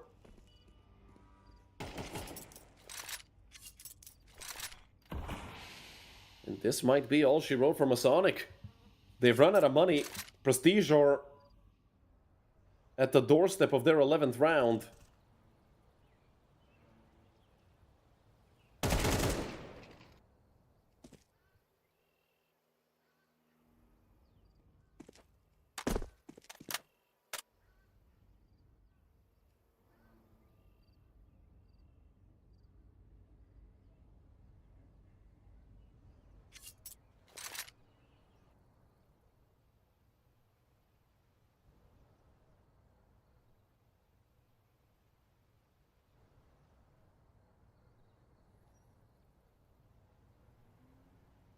Some time passing. About 20 seconds left for MASONIC to make a play. They do have the 2v3, but it's a 2v2 on the side itself. Now, all that's left is Bukaves. Spots out the player on the side. Bukaves does connect the headshot. But Fruslev picks up a triple kill. 11-7 for Prestige. And we might be looking at the end of MASONIC here in Season 38. Prestige come with an onslaught.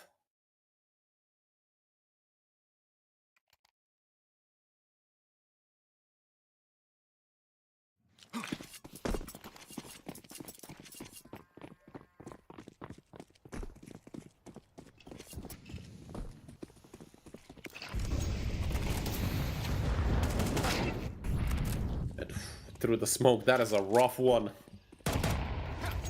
Losing Noryab that early, taking some damage as well on other players. Seems like MASONIC have just run out of gas. That first map was incredible, everything after, hot and cold mostly. Don't forget, this half was 6-6. MASONIC actually was up 7-6. They've lost 5 in a row. And potentially about to lose 6 as well. 4 versus 5. It's not as big of a tragedy on the T side as it would be on the CT. But it's a difficult one for MASONIC anyway. Nicky B just being annoying with the flashes. Trying to buy as much time as he can. About 50 seconds left. Obviously, that's enough time to hit the site. 3 players on A for Prestige. Turning from the flash. It's a 2-for-1. Evening out the man advantage, but Folk wants to be aggressive and he gets 2. Turning back around! Folk robs one out to end it off. 12-7. 5 match rounds in a row for the Lions. MASONIC are stunned. They've lost 6 rounds in a row. They have no idea what to do at this point, honestly.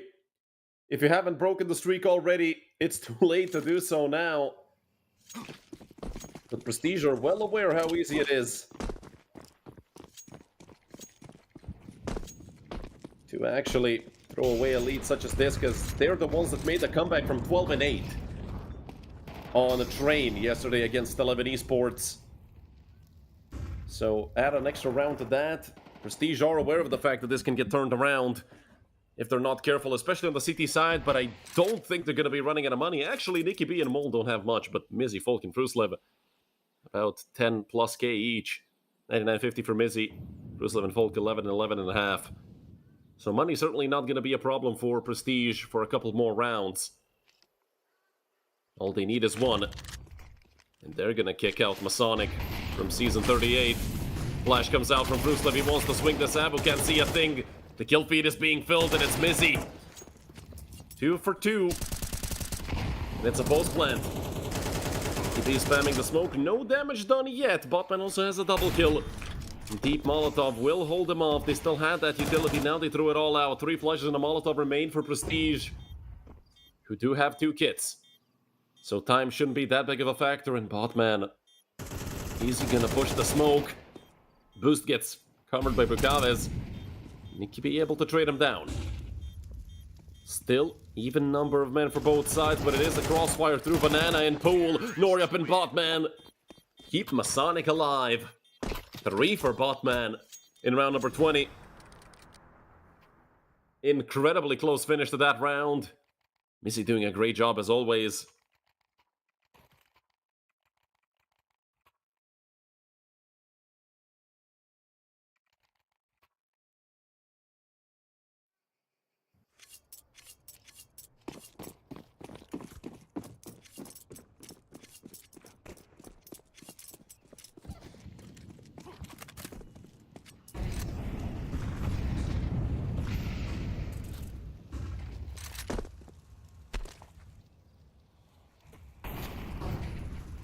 Nicky B very aggressive down mid, and this is a game-winning play for sure. They have banana control.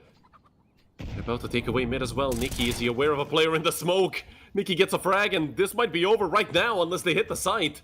Because now A is the weakest. Before the flank comes through, now they have to go full, can't see a thing. Ava is able to get a kill, and so was Noryab. Mizzy very aggressive on the swing, but they have taken A control. And they've saved themselves. Masonic, a perfect call to actually hit the site. Forget about the flank, it doesn't matter. Can't flank you if you're on the bomb site itself. Bomb has been planted.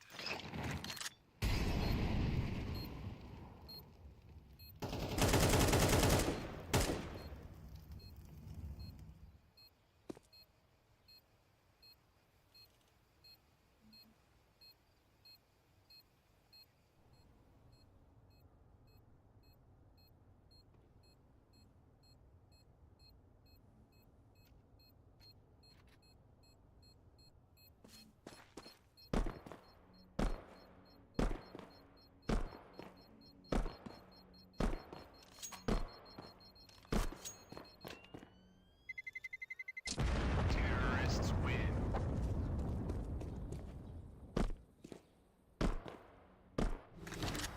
Three members of Prestige will survive. That's gonna give them another full buy. But now's the moment where they realize they're running out of money. The Masonic are slowly but surely closing the gap.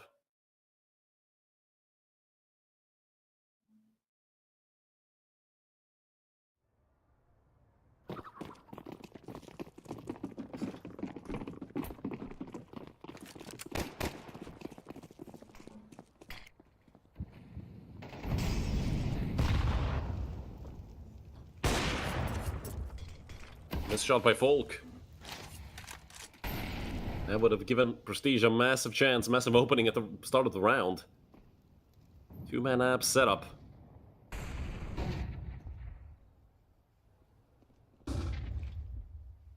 Folk back to holding short. It's Nicky B and Mole towards apps, another re-smoke. That's gonna buy extra time for Prestige to try and hold off Masonic. Smoke into long. And Raleigh for short by Prestige. Folk still holding. They know there's an op there, but Folk wants to be aggressive, and I'm absolutely loving what I'm seeing from Folk. But is he gonna walk into Krell's aim?